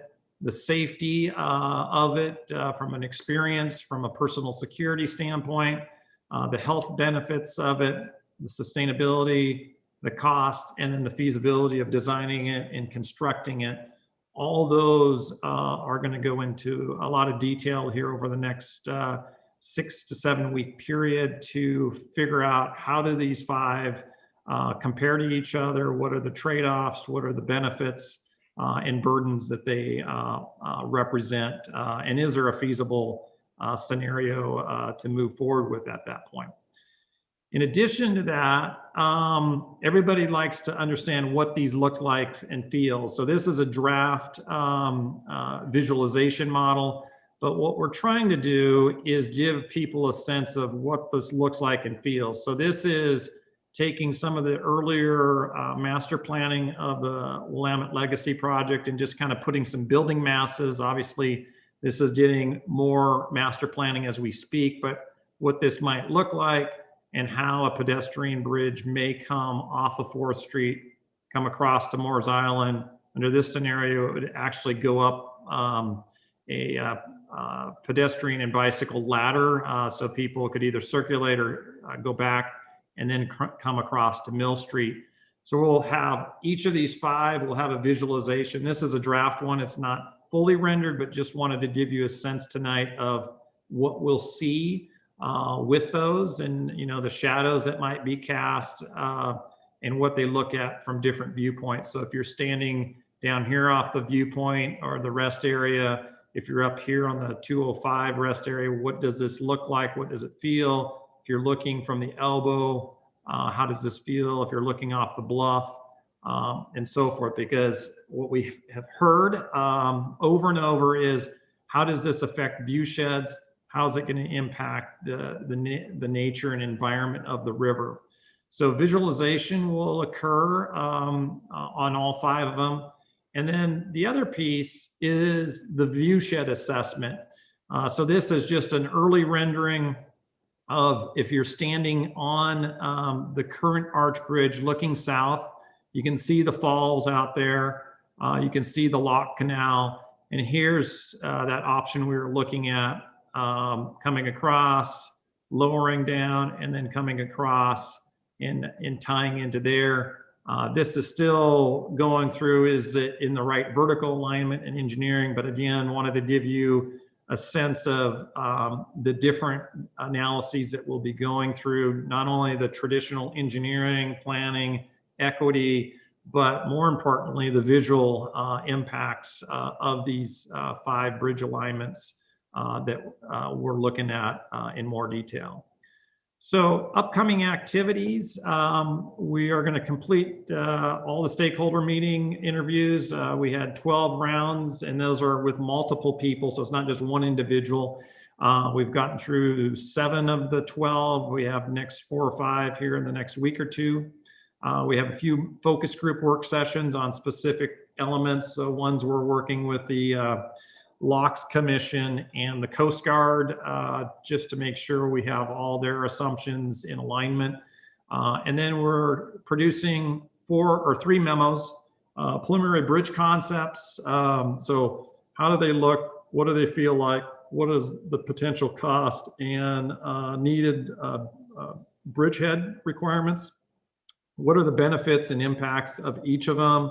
So this will look at all those evaluation criteria I identified, also the view shed assessments, the 3D renderings, and then probably one of the most important is the active transportation analysis. Is depending where you put this with current land use and then future land use, including the heritage site, the old city hall site, and the industrial site on the other side, along with all the other transportation planning or infrastructure that's coming into play with the Metro Riverwalk, the Highway 43 cycle track, the Willamette Falls Drive realignment and cycle track, and a future grant that I know Oregon City's looking at of continuing the multi-use path down the frontage of 99, how it ties into that, and how many people will use it by time of day and time of year. So these will be the three things that we'll come back with. At the end of all that, there'll be an open house for additional feedback and a public briefing. So the virtual open house will run about 3 weeks in the March-April timeframe, and then there'll be a briefing during that where there'll be live presentation and then question and answer along that process. So that's what's coming up. And with that, I'll complete the presentation and open it up for any questions or comments at this time. Okay. Could you go to the slide that has the 5? Yep. There you go. I'm not saying it. Let's see, did we lose? Are people seeing this right now? I'm seeing, yeah, but I'm seeing the concept, the visualization, there we go. That's what I want. Okay, must have had a time delay. I'm going to go to the other commissioners in just a second, but I want to ask the first question. So the option of using the current arch bridge is off the table. Correct. Okay, Commissioner McGriff. Yes, I wanted to go back to back a little further where there was a grade line. I just wanted to make sure that the alternate for I guess it's 3A and B, is that the alignment where the temporary structure was built while they were in the process of building the Oregon City Westland Bridge prior to 1922? Yeah, approximately that's in, plus or minus 50 feet. That would be where that temporary structure was. Yeah. Okay. Well, that's what I was kind of hoping for. So I think the visualization that you showed, even though it may not be totally finished, is what I was concerned about, is that looking at that point in time, you can't see the falls at all. Mm-hmm. And the other thing I wanted to ask is that it was brought to my attention, and I don't know what the tribes have said, but it was by a tribal member, that anything south of the bridge may or may not interfere with their fishing rights. And I said, well, I don't know whether they've looked into that. So I guess I'm asking the question. Yeah, the fishing rights in that clearance question that I brought up, they're kind of tied together. When you typically run into that is when they, for instance, couldn't get their current fishing vessel into that area. So that's the primary driver. There's also a concern of just interference, if people are above them while they're fishing, that concern's been raised.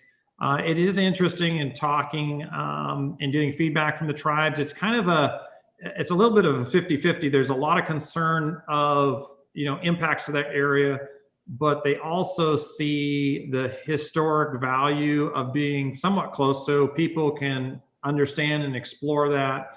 And Grand Ronde, for instance, obviously sees the potential benefits of this redevelopment of having a bridge in this location. So we've gotten kind of the whole spectrum of comments there, and we're going to have to take those into account and provide, how those fall out, because we have to address all those burdens and benefits in this analysis of identifying where a potential alignment would be most appropriate in this corridor. So last question is then, the alignments that look like they're near the locks, isn't there a clearance issue trying to get through the locks? I mean, I've seen sailboats going through there when it was open with a tall mast, and I can't see how anything that goes over the top of a portion of the locks is going to Yeah, so this is probably the best example. So this one comes across at a lower elevation and then uses a bike and pedestrian ladder, which basically means you circulate up a helix and then you come across at a taller point. If you're familiar with the locks currently, PGE has a kind of a gangway or Yes. this is at, this would be slightly higher than that to provide that clearance. And that current one is a little bit higher than the clearance of the arch bridge, but you're correct. It would have to be up in this proximity. Otherwise it would have to be some sort of drawbridge or movable structure. So that's why you see this one to deal with the elevation here, to deal with the clearance, comes over to Moore's Island, drops down, and then goes across in that manner. Thank you. All right, I'm gonna go. Frank, I'm gonna go. You know how sometimes our former mayor would say, okay, I'm going first. I almost did that tonight. I'm gonna try to be nice. But here's what I want to say to you, Mark. Mhm. The fact that ODOT basically sold you out by having you come and present this without no representative from ODOT here is telling. Because they know that really it's not what plan is the best, it's which one sucks the least. And my family would go golfing. Everyone in my family is horrible at golf. And it wasn't about who won, it was about who sucked the least. And that's what's happening here. The good news is you've at least taken the suckiest option off the table, or at least it appears.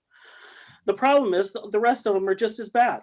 And it angers me.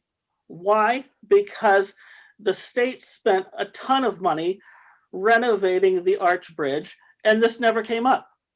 And for a decade, the state has been dealing with plans for expanding the 205 bridge, and this never came up. The fact that they had spent so much money on these two plans for these bridges and never thought about this problem. And so I'm going to go through them. The 205, when you look at the plans for the 205 bridge expansion, the thing that sticks out to me with that, it's so ugly. Why? Because the supports for the 205 bridge go 20 feet or even beyond that of the bridge itself. So what you have is the 205 bridge that's going to be expanded, and you have these supports that go way, way beyond that, which make it look like, well, that's weird. The road doesn't even go out to the supports, which is kind of why we said, well, could that mean that we could ever widen the 205 bridge again? Oh, no, we wouldn't be able to do that. So then now you're saying, well, we can't put a pedestrian pathway, which, theoretically, anyone looking at it could say, well, gosh, that'd be a perfect place to put pedestrian ramps on either side of the 205 bridge with those supports being expanded. But instead, no, we're not going to do that. We're going to build an entirely new bridge. And here's the options. The first option is to block the entire view of the bridge that we thought was so important that we spent millions and millions of dollars renovating as a historic site and monument, one of the most iconic, facilities in our city. And we're going to build a pedestrian bridge to block it from everyone that drives into town. That's one option. The next option is to, build something, that sort of mimics the arch bridge, which we know is the worst thing you can do to a historic, thing, is to build something right next to it and try to mimic it, or worse, you do something completely separate from that, deters from it. Or we can have it block the Willamette Falls. The one site that all regional governments in this state and city have decided is probably the most important tourist attraction in the state. And you're going to be able to drive across this historic bridge that the state spent millions of dollars on, and you're going to look, and guess what? You won't see the falls. This is outrageous. I mean, it's absolutely outrageous. In fact, it makes me now wish that maybe the last thing that I wanted to see was us have the option of closing the bridge. But the truth is, that makes the most sense. That's how ridiculous all these other concepts are. I have no way to support any of them. I'm just flabbergasted at the stupidity of ODOT to just try to, do this. And they know it, which is why they sent you instead of having someone here to present it. And I'm sorry for that, because the county does the same thing. They don't like to show up and present their own thing. They'll have staff do it.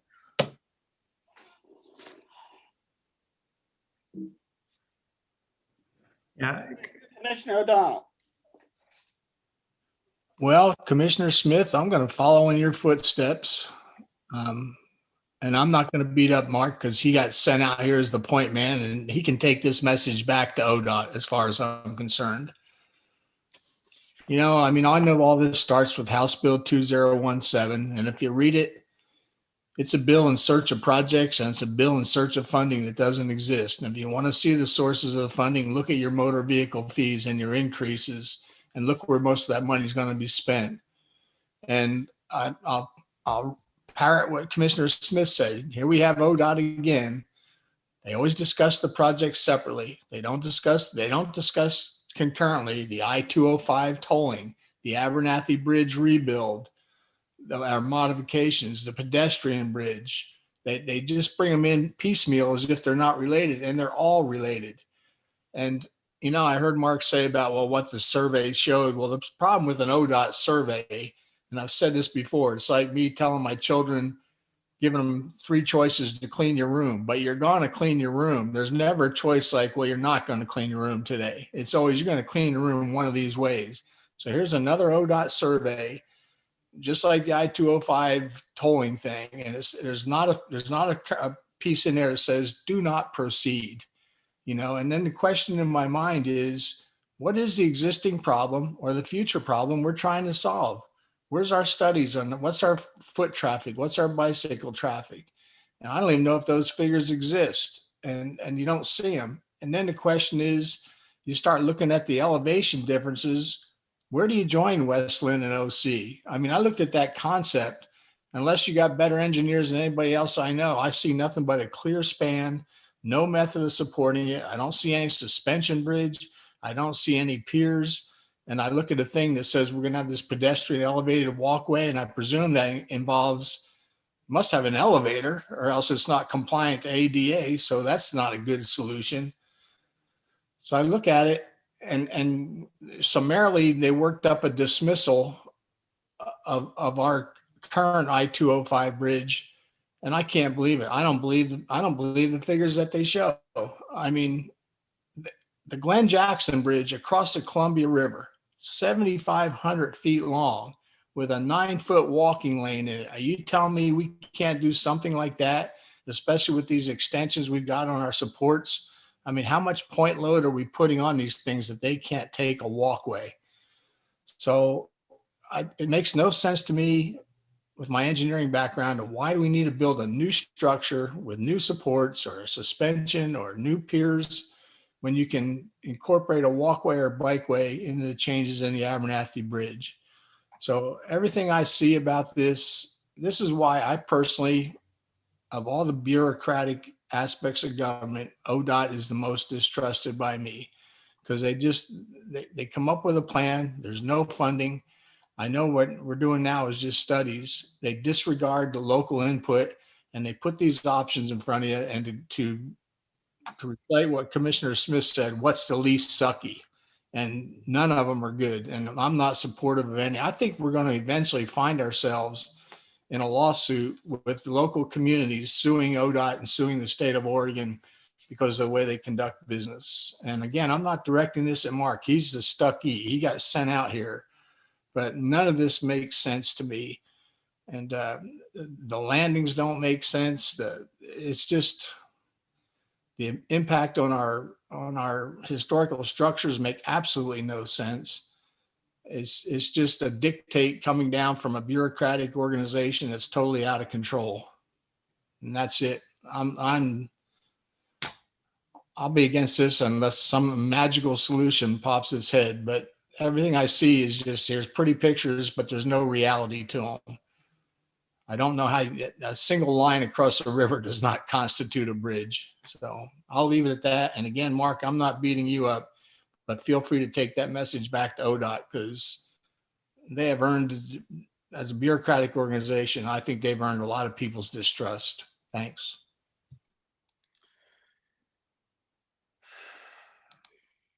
All right. Anything else on that topic? I just thought I'd add that, I don't know if Mark was in that meeting, but Brian Weinsheimer had asked Mary Baumgartner from Westland and I to have a sort of a touch base meeting. And I will say that both Mary and I agreed that closing down the bridge altogether was probably not a good alternative for either community. And that's kind of where we left it.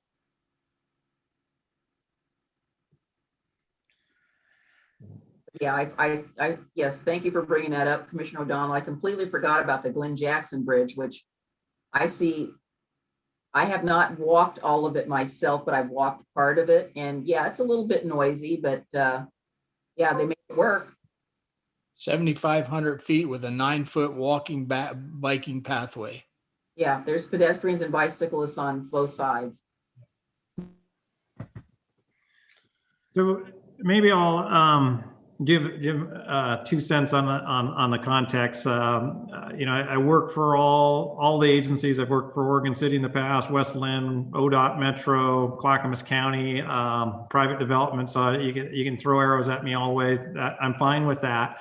One of the things that our work will be looking at, just to give you a sense, is if we, let's say, just hypothetically, you come back up in this area and you put a pedestrian bridge on 205, the question that the analysis will look at is, would a pedestrian that's, let's say, down in the new heritage site or in this site, would they go up, use that, or would a bicycle go up and use that and then come down to all this that's redeveloped on here, or vice versa?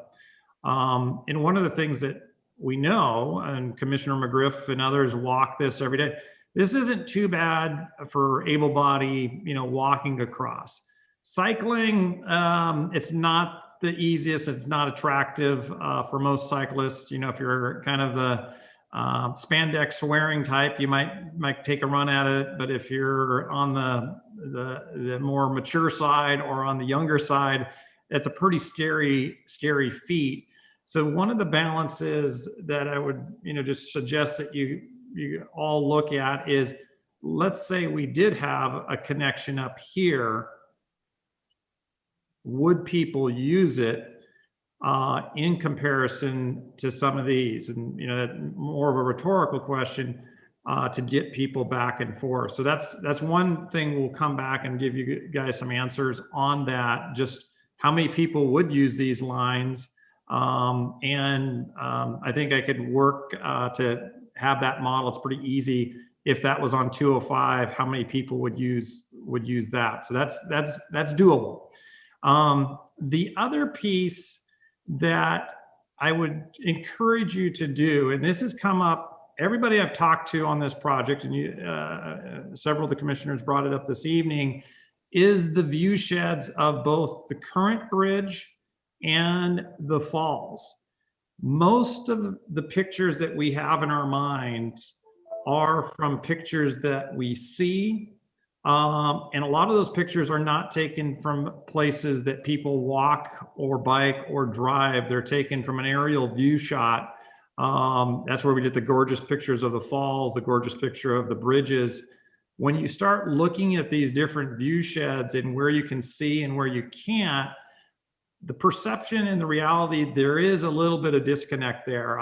Even myself, I thought when we were looking at some of these bridges, how would they not impact or impact?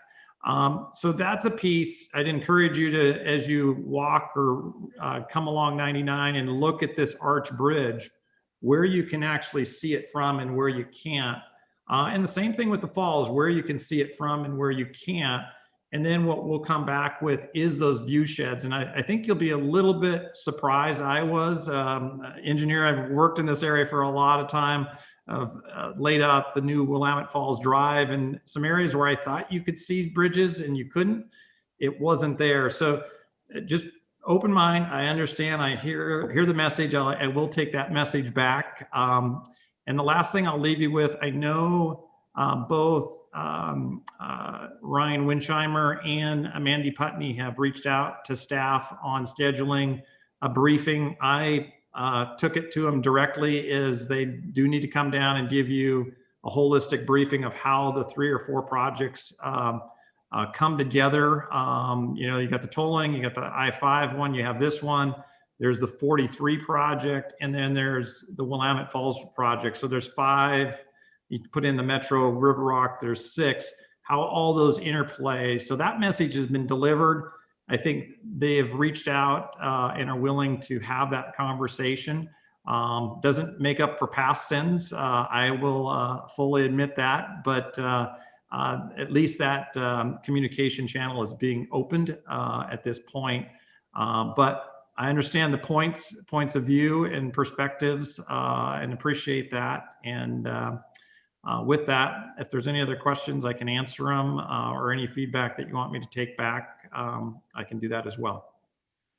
I have a question for, I assume staff. I remember years and years ago, way before the, I think way before the mill closed, some talk about a bridge going across at some point. I don't remember that being this specific project, but with the whole conversation of the River Walk and the planning for that,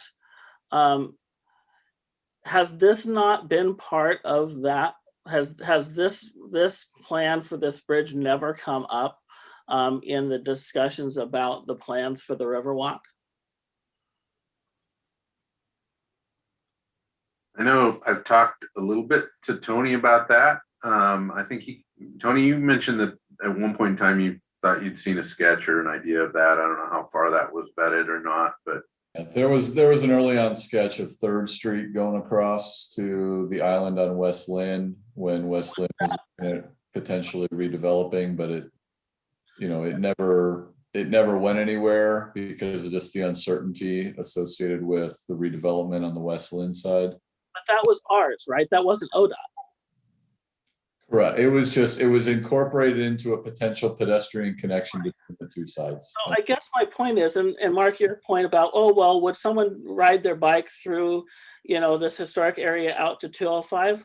Well, apparently that didn't matter, because if that mattered, then this would have been a discussion with the whole project at Willamette Falls. Clearly, it hasn't been.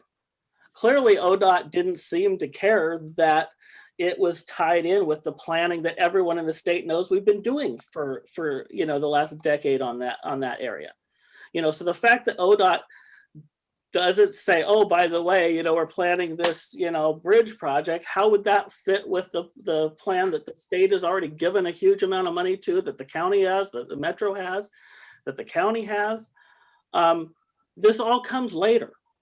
And then we're supposed to think that, oh, well, they're considering this. Clearly they're not.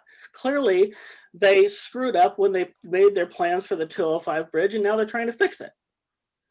And it's too little too late. And then they like to say that we're partners, right? But they send you, instead of coming to talk with their partners, they've never really, presented this attached with the tolling or attached with any of the other projects. They all come with separate presentations that are completely not intertwined. And it's just, it's sad. It is honestly sad. Because yeah, I agree, it doesn't, someone gonna ride their bike all the way to the end of town? No, probably not. But we haven't had that conversation, and we haven't had the conversation on how a new bridge affects basically a project that we've been working on for a decade. And so, you know, the other thing is when you, in the view corridors, if you go to John Storm Park, you see the Abernathy Bridge and you see the Arch Bridge, beautiful. If you come down McLaughlin Boulevard, you see the Arch Bridge right when you come into town, beautiful. And we're gonna block that with a pedestrian bike bridge. Or we just sneak it on the back side of the bridge or the upriver side of the bridge, which seems to make sense. But guess what? When everyone's standing out at the falls at the Riverwalk looking at the Oregon City Arch Bridge, which we all have on every walk out to there's two beautiful views when you go out to that dance floor. It's the bridge and it's the falls. And one of these we're going to destroy. That's our option. Choose which one we destroy. And the fact that the state spent so much money on that bridge to just say, oh, now we don't care, we're just going to slap something up on alongside of it, it's just embarrassing. It really is embarrassing. All right, Frank. Yeah, I don't even know if I want to flog this any further. I mean, you look at it and, you know, I sit on the Willamette Falls Legacy Project board, and it's like the revised entrance to that facility is right there where that one landing is proposed. I mean, it's going to just, what are we going to do? Dump pedestrian and bicycle traffic right into the driveway, into the facility. And I just feel ODOT doesn't talk to people, they talk at people. And I'm about ready to say their motto ought to be, we don't care, we don't have to. But it's the same old story with them. We're going to give you a list of projects and none of them are good. So we're going to force feed one of them down your throat. Which one is the least objectionable? And this kind of thing has to come to an end. So I know we're just beating them up and they're not here to take the flogging, and they've sent someone else. So I'm sorry for him, and I'll leave it at that. But I don't believe dismissing the current bridge across the Willamette as a walkway. I think about the landing points, the landing point on the Oregon side in that grassy area that could come up on the south side of the bridge, and the landing point on the Westland side. Those are pretty darn accessible, and the bridge would be accessible to everybody, and the walking path would be accessible to everybody. And I just don't believe the engineering concept that says that's a more expensive proposal than what I'm going to have to do to suspend or support a walking bridge across the Willamette. I just think people can have fun with numbers, but I don't believe it. So I'll leave it at that. And we're just beating a dead horse, but this is the ODOT approach to life. Which of these bad solutions can we shove down your throat? Thanks. And we are kind of beating it, but the point is, this could have easily been a partnership. I mean, and the truth is, we're connecting trail systems. Eventually, in my mind, there will be a trail system, you know, that pretty much exists already, but there will eventually be a trail system that goes from Kenema to the mill site, from the mill site all along the Riverwalk to all the way to Clackamas Park and all the way into Gladstone. And so, yes, that will be part of a trail system that would easily connect to the current 205 bridge, but those have not been dialogues. And so I just, this idea that we're partners is just ridiculous. What does that mean? We're not partners. Our Public Works Director, John Lewis, had his hand up first. Denise, hold on. Yep. Thank you, Commissioner Smith. So, Mark, I'm curious about the Moore Island, whatever that is. Is that an elevator or whatever that is? Because this concept of a parallel bridge, I've got a couple pictures that I'll just share a couple things that I'm curious about if I can share. Is that, Katie, can you let me share? There you go.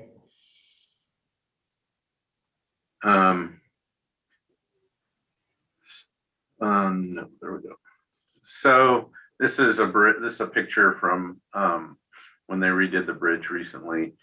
And I've always, when I heard of this idea that maybe we're going to have to find something, I was curious if there was a way to design that to almost, have it be invisible, especially from the bridge deck view, if you would, with a lower profile that matched alongside or maybe attached to that could mirror, so many of the same features that would provide that extra support that would need to extend it. Now, get that that's expensive.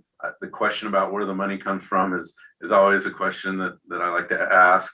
But it seems like, you could even build that at a lower profile. So as a driver, you wouldn't necessarily have to see that bridge from the driver's view, right? So you would be able to continue to see the view that we've always been able to see by looking over this newer pedestrian bridge that would be lower, but below the bridge deck itself, right? And does this new picture show up?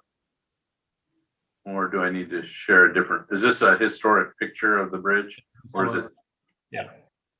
So, just looking at the underside of that and, thinking about something parallel that incorporates, my point was we've got to figure out a way to get around on 99E. We've got to figure out a pedestrian path that gets us kind of around the pinch point, which kind of puts it on the Oregon City's column side.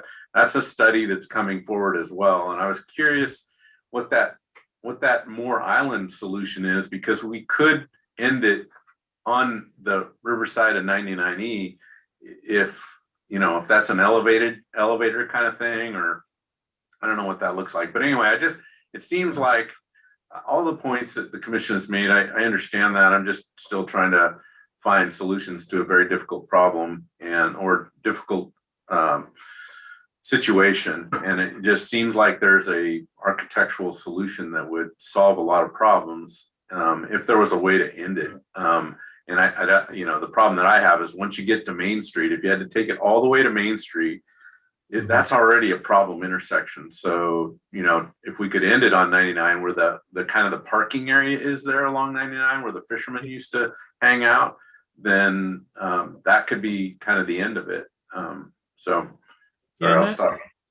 stop sharing. Option 4A is basically, John, what you're describing.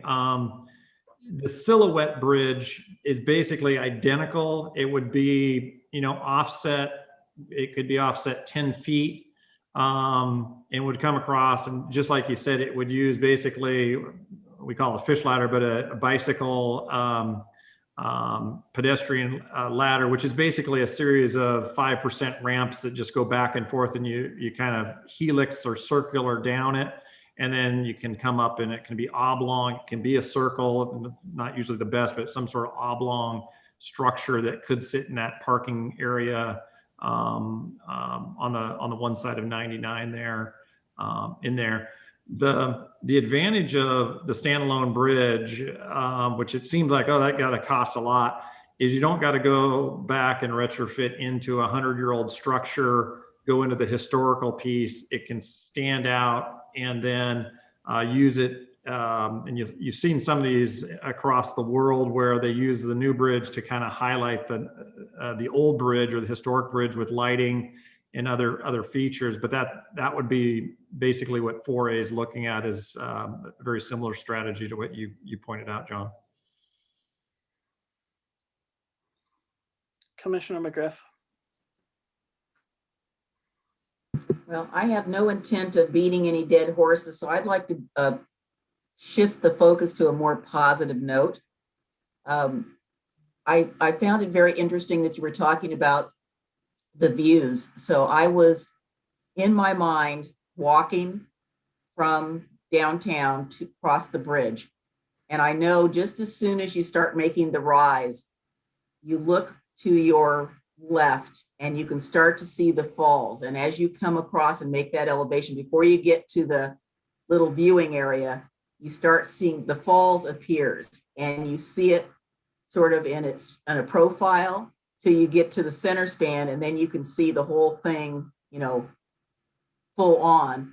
And then you kind of have the same thing when you come across. If you're still on the south side, you're seeing the locks, and then you start seeing the edge of, so it's sort of a progression and I was just looking at, when we went on a tour with the Legacy Project people, just looking at my pictures, and I have 5 pictures of the bridge from looking north, that where I have the little section, and then I see more of the bridge, and then I see the whole span. And I And I purposely took pictures because the version that John just showed is the engineering features of that bridge. I guess I'm just a nut that way. It fascinates me just to see how he put it together and trying to get into the mind of the engineer, Mr. McCullough, and how he put that on. I'll admit I have 5 books in my collection that are of that bridge, that are different bridge books, because I like it so much. So I mean, for me personally, anything that obscures the engineering and architectural features of the bridge are just a non-starter for me. And I agree with Commissioner Smith, is that even though, as I said before, flattery is always the most sincere form, imitation is the most sincere form of flattery. I don't want another bridge to look like that bridge.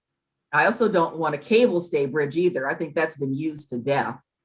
But I just, again, this picture just points out to me of something that if that's there, I will never really be able to see that again. And that's the other reason why I drive really slow across the bridge, because I'm coming across, and I admit I'm keeping my eye on traffic, but I'm looking at that. I never get tired of that view. It's just, it always tells me I'm almost home. I'm almost home from West Lynn, or I'm almost home from wherever I'm traveling from as I come down 205 and I hit the bridge. And it's just, it's just a beautiful thing to see. Looking at the falls, being on the historic structure, it takes my breath away. So I want to leave it on that more of a positive note. And that's this Coast Guard question down here. If this bridge height right here is about 50 feet off the water, if it's down, and we've looked at this, if it's down at about 35 feet off the water, actually from the Arch Bridge, you look right over the top of it. So that's, those are those nuances, can you get that in an alignment where you keep the view and you can balance with the Coast Guard needs? I don't know if we can do it, but that's what we're going to try to take a look at and see if it's achievable. But yeah, I hear the message, and we've heard it loud and clear from all the stakeholders that we've had interactions with. Is those 2 viewpoints are as critical as the historic nature of the falls themselves. One more question. Historically in early Oregon City, not prehistory, but the beginnings of the city onward, there were multiple variations of floating bridges that went across the Willamette on the upper side of the falls for mill workers and connections before. Was that not ever looked at? I mean, if we have this, pathway out to Kenema, and there's other areas on the West Lynn side. I know you would still have, maybe some issues, tribal issues. You might still have some view issues, but was something ever considered similar to what we had in the early Oregon City days of a floating bridge? A floating bridge, the consideration in modern times now would be that navigational channel. So if you think of probably the closest one is like Lake Washington. That navigational channel has been there since before the city. I mean, that was the locks has been there ever since. So they dealt with it then. That was never an issue. So we still had steamboats going through there, and somehow people still took a floating bridge across. So, it's not that wasn't an issue when that was there in the past. What about your frog ferry idea? Yeah, frog ferry. And you don't have to build a bridge. Landings. Well, there you go. Well, that's the truth. We had, ferries going back and forth to take pedestrians, but yeah. Or maybe a tram. All right, moving on.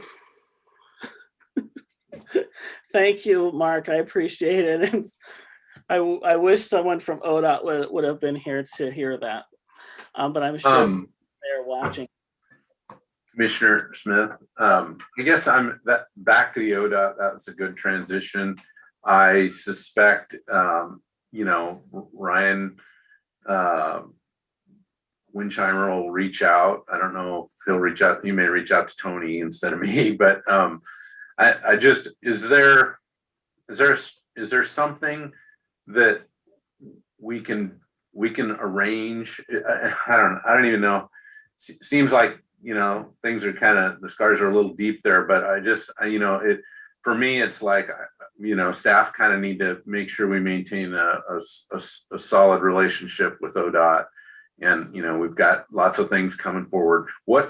Is there anything that we can arrange or,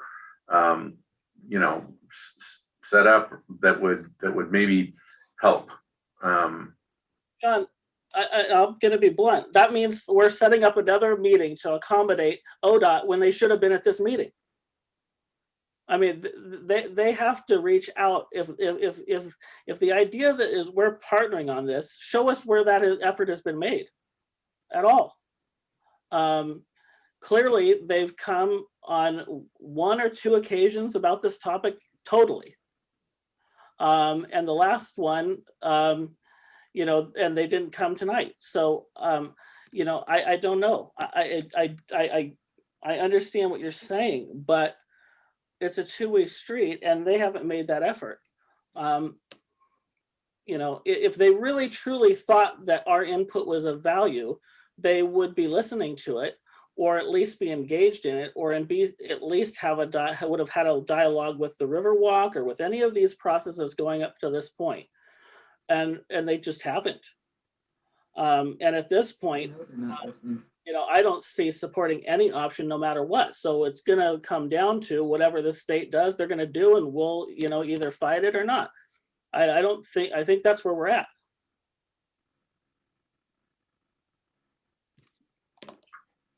Okay. All right. Let them reach out to us. And by us, I mean the commission. All right. So we're moving on to Commissioner or City Manager's report.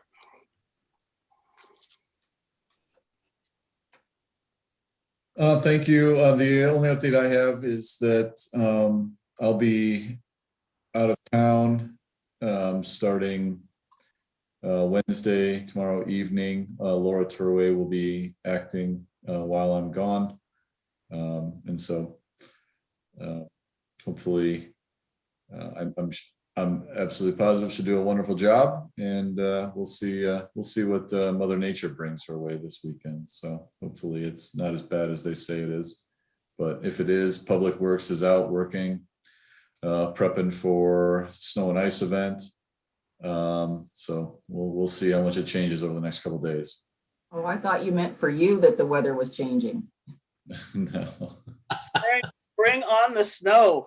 Hey, I just got 4 new tires. It's like, I'll be able to drive up on Frank's lawn. No snow. We'll see. That's all that I have. Okay. All right, so we're moving on to committee reports. Beaver Creek Employment Area Blue Ribbon Committee, Commissioner O'Donnell.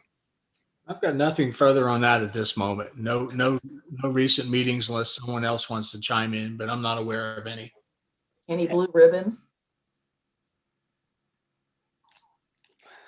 Brownfield Grant Committee, Commissioner O'Donnell. No activity, but I will have some other discussions with individuals because I think that's things we need to pursue. Citizen Involvement Committee. Yes, we had a meeting on the first Monday in February, and it was a good meeting. I'll report to you that we received communications from Tower Vista and Hillendale that they have reformed with sort of a skeleton crew. I hope they can recruit more members, and they've elected some people as chair. So I hope they revisit that when they get a little bit more folks involved. So I saw like 6 people on one list and 3 on the other. So that is good news. At least they're talking about moving forward. Or what, no, it was Tower Vista and Hillendale. Sorry, I said South End. So that was good news. The other thing is that the letter has gone out to the inactive neighborhood areas asking for if they need assistance and how the city can help them, which I think is fantastic. And that was good. We had a presentation about a certain piece of property in Oregon City. And the only thing I'll comment about that was it was a lot of really nice looking pictures. Not a lot of meat on the bone. So stay tuned. They will be meeting again in another month. So that'll be exciting. I'm also happy to report that a couple of the neighborhoods are going to take advantage of the city's Zoom account, and hopefully they'll be able to have meetings, which is what we were talking about. Good. All right, Commissioner Rachel Lyle Smith is not here, but does anyone have anything to report from C4? Was any of our staff at that meeting? Okay, we'll move on. Clackamas County I-205 Tolling Diversion Committee. Commissioner O'Donnell, do you have anything on that? We have not met further. And Rachel Lyle Smith and I are both on that, have not met. All right, Clackamas Heritage Partners, I gave a pretty lengthy report the last time. We have not met since then, so I have nothing to report on that. Clackamas. Didn't they submit their report that we got? Yeah. Email? Yeah. So Clackamas West, or Clackamas Water Environmental Services, we did have a meeting. They're coming, as I think our city manager mentioned, to present in March. That presentation will mostly be about the I&I partnership. So we'll see if that's actually a partnership. I have my doubts. And I have a lot of questions about it. But that'll be in our March meeting. I don't know if that's our second March meeting. Maybe, I want to say it's the 9th. Is that right? Okay, I think that, so they'll be here to present that. Right now, they're looking at doing, and I probably want to talk to our public works director offline about this too before that meeting, but they're kind of looking at a grant process, basically grant structured kind of process to support individual cities and areas with their I&I reduction and fund them up to 30%. We don't know really what that process is in detail, and how, what determines what level, because saying up to 30% means that they don't necessarily have to do that. But the counties basically said they basically have the money to fund almost all the projects. So at least that's what they're saying. I just don't know. I still have a lot of questions about the process and all of that. So that'll be up for discussion when they come present to us. And I have a question for you. Yes. Question for you. So where are they on their outfall project? We haven't heard a peep from them since they started the construction. After the voters approved it, I haven't heard really anything. Well, maybe we can have them report on that. That would be nice. Yeah, well, we could sure ask questions about it. I don't think I mean, they're moving forward with it, but they didn't spend a lot of time. That was a pretty jam-packed meeting. Okay, I think that's it for now on that. Downtown. Orlando Falls. What did I Go say? ahead. No, go ahead. I'm sorry. Downtown Oregon City Association Board. Okay, we had our monthly board meeting this morning, and a couple of things. Each of the board members we have assigned ourselves a block, and we plan to be ambassadors for that block and introduce ourselves to the business owners, and hopefully be sort of a troubleshooter for them. I don't know what block I have because I couldn't see the map. We are looking at sending a revised proposal. So our funding from the city, we talked about having 2 events. Obviously, with COVID, we can't have the First City Festival or any other event downtown. So we're going to submit a revision to that, and I think it will focus on the elevator. The other thing is that the jackets for the elevator operators and elevator staff have been ordered, and they should be coming back from Stitch and Embroidery here. So they're blue, but they're warmer. And I figured if we're out there this weekend, they might need those jackets because it's going to get awfully cold. But they'll get something that's a little more substantial than what they've had, and we got a really good deal on them. And then they used a local vendor to do the embroidery. The other thing we're going to be doing is that we got an assessment from the Main Street program, Oregon Main Street, and there were some suggestions about how to help us retool during the time of COVID. So we're going to be having a little work session on that in the next 2 to 3 weeks. And that's all I have to report. Things are looking up. We're going to do an evaluation of the executive director and go from there. All right, Metro Policy Advisory Committee. They, I know that they had a meeting, but it got canceled. So, and I'm the alternate, so I do see that.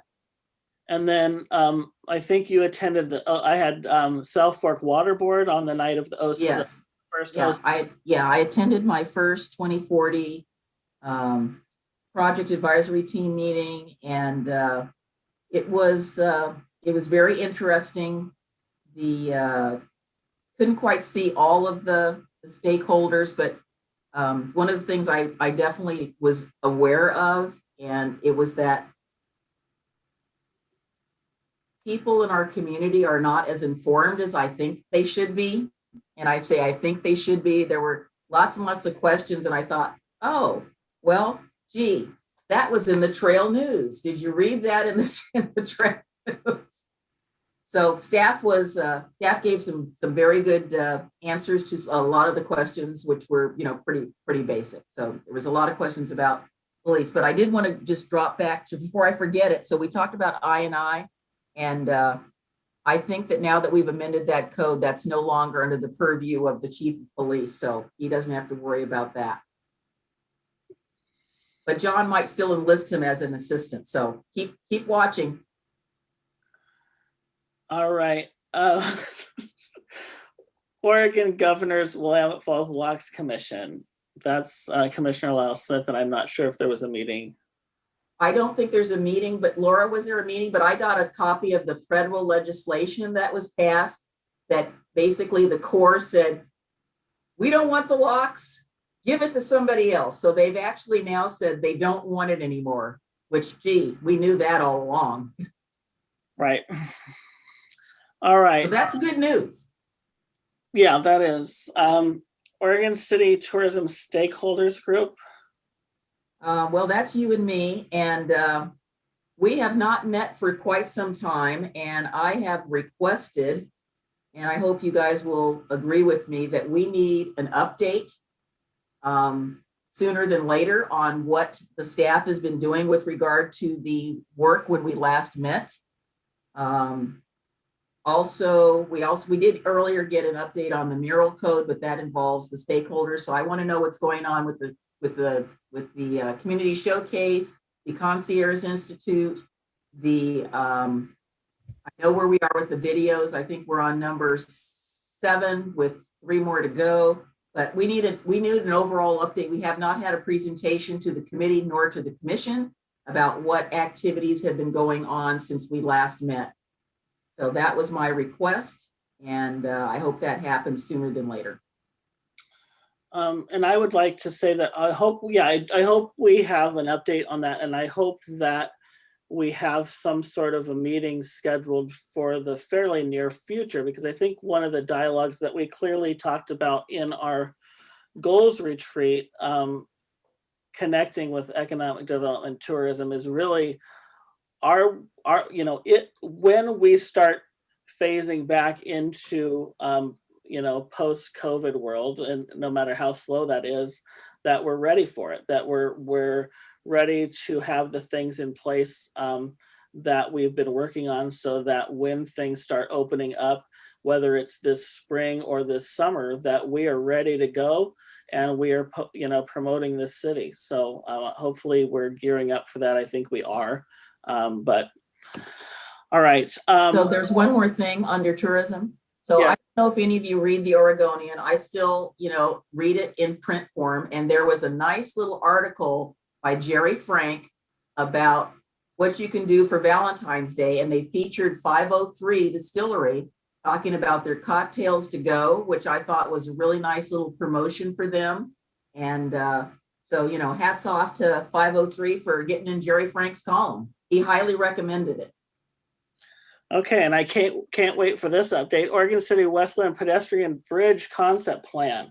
Oh, there's nothing going on there. I'm your representative, so, nothing's happening. We'll just wait for the next meeting, which, we're all sitting at the edge of our chairs. I will tell you that I think I told you at the last meeting that I was going to reach out to City Councilor Mary Baumgartner, and I have done that. So she and I are going to be talking. We have talked twice now. We're going to be talking on a regular basis about the project, just so I can give her a better feel of where we are. And then I need to get a better feel of where West Lynn is. So we are connecting. I also came up with a brilliant idea, which I'm sure you'll all think is brilliant, is that when we don't have so much COVID, I said I would like us to get together with some counselors and some of our public works staff to clean the bridge. Since I walk it a lot, the dirt is piling up and the weeds are piling up in the dirt. And she thought that was a fantastic idea. So I'm putting John Lewis on notice that I'm going to be coming to him to talk about when we might be able to do that and coordinate that with our neighbors. So it's not just about football, it's about cooperatively, because I've asked ODOT if they would clean it, and they basically said no. All right. I won't make you go, Frank.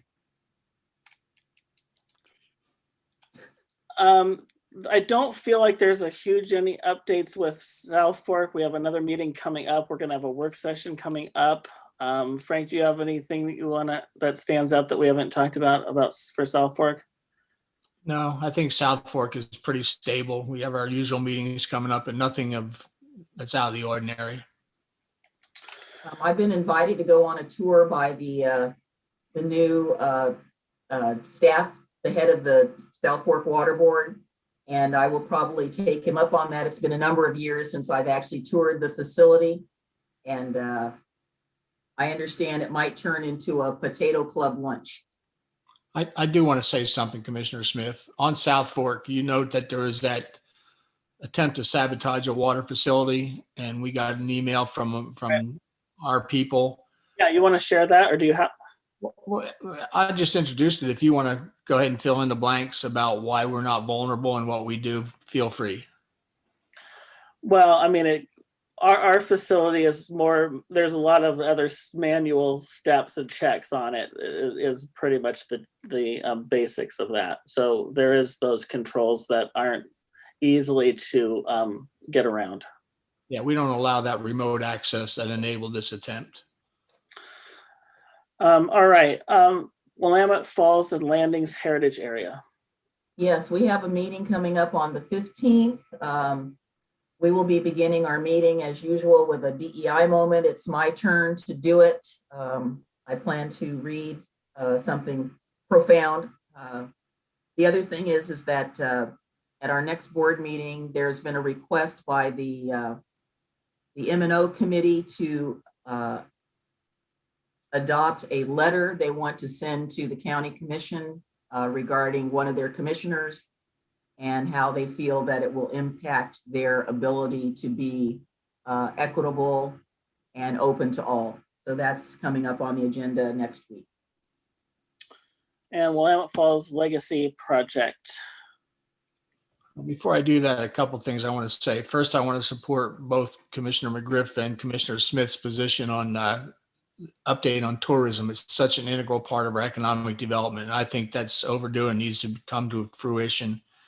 I'm curious about, to Commissioner McGriff, the ambassadorships where we're going to tour downtown. Are you going to be joined by any staff members as part of that communication? Well, again, like I said, they're wanting each of the board members to take a block. So once I do my introductory meeting with the downtown staff, it'll either be Carrie or Liz. I do plan to, once again, extend an invitation to Mr. Graham to walk with me downtown. And we had talked about Very- doing it this summer, but it did not get executed. But I still feel very strongly that it's very important for us to be seen, particularly in our downtown. And if we can do it in the other business areas, just drop in on people, say, hi, I'm so-and-so, here's my card. If there's anything I can do to help you, please don't hesitate. It's like putting a face to the name. And I guess the only other thing I'd say is I'm happy that you've lightened the load on Chief Jim Band. I know he's pretty busy, monitoring those two people drinking out of one glass and getting those necessary lip prints off the glasses. And also, it's good that you've freed him up from other duties. I agree. The I&I could be a heavy lift, but I'm sure John will only give him the easy stuff. And to give my report on the Willamette Falls legacy, I am pleased. Tony Conkle and myself and Commissioner Lyle Smith attended. We actually made some serious progress. We got agreement on the access to the facility, and we gained a consensus, and we achieved a timeline, which is 18 months of design and 18 months to completion of build, so 36 months. And I want to thank Tony, and I honestly feel that our representatives from Oregon City drove that meeting and made it happen. And interestingly, the pedestrian footbridge came up, and we basically treated that as a distraction, because who knows when that's going to happen. But we made progress, and we're moving on. So look for progress, people. Thank you. Didn't mention our snow tour. Yeah, we went out on, oh, that was cold. Yeah, that was very cold. In more ways than one. Yeah, we did tours out to the Willamette Falls site to look at the new alignment and concept. It was the last snowy day that we had. Yep. So, all right. Any other? Mr. Smith, I have one good piece of good news. Another good piece of news that I forgot to report on my downtown is that the elevator staff and some other community members who have businesses nearby are going to be meeting with our new liaison, Valentina Mugi, so to talk about how to deal with some issues downtown. And they were so excited about reporting that's coming up. So thank you, Jim, for making that happen. Hey, I want to give a thank you. I want to thank the Parks Department. We had a broken piece of equipment over here. They jumped on it right away. We had some paintings on the wall, and they removed them. They're highly offensive. They removed them right away. And I want to thank that department and thank Tony for directing the efforts of that department to get those things done so fast. So thank you.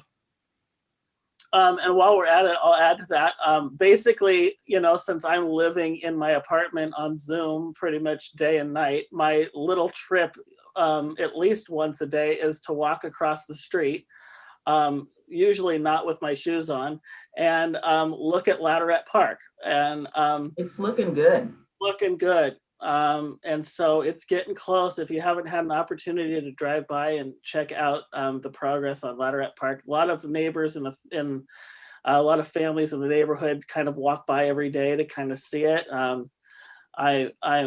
It's been a long time since I've heard basketballs out there or anything, so I'm looking forward to a day where I might actually hear kids playing out there rather than big trucks. But it's really cool to be watching that process. So, all right. I also want to say that the entries at the Molalla Avenue project are coming along nicely. I was looking at them today, and although the rock work isn't as historic looking as I'd like, it still looks nice. And thank you, John. And I'll get in touch with you later, John. I think I'd like to go on a hard hat tour of the First Street facility. Is that the last word? Anybody else? Denise, are you sure? Okay. Anyone that wants to chat after this, do it by phone or, head to the local shopping center parking lot and chat. We're adjourned.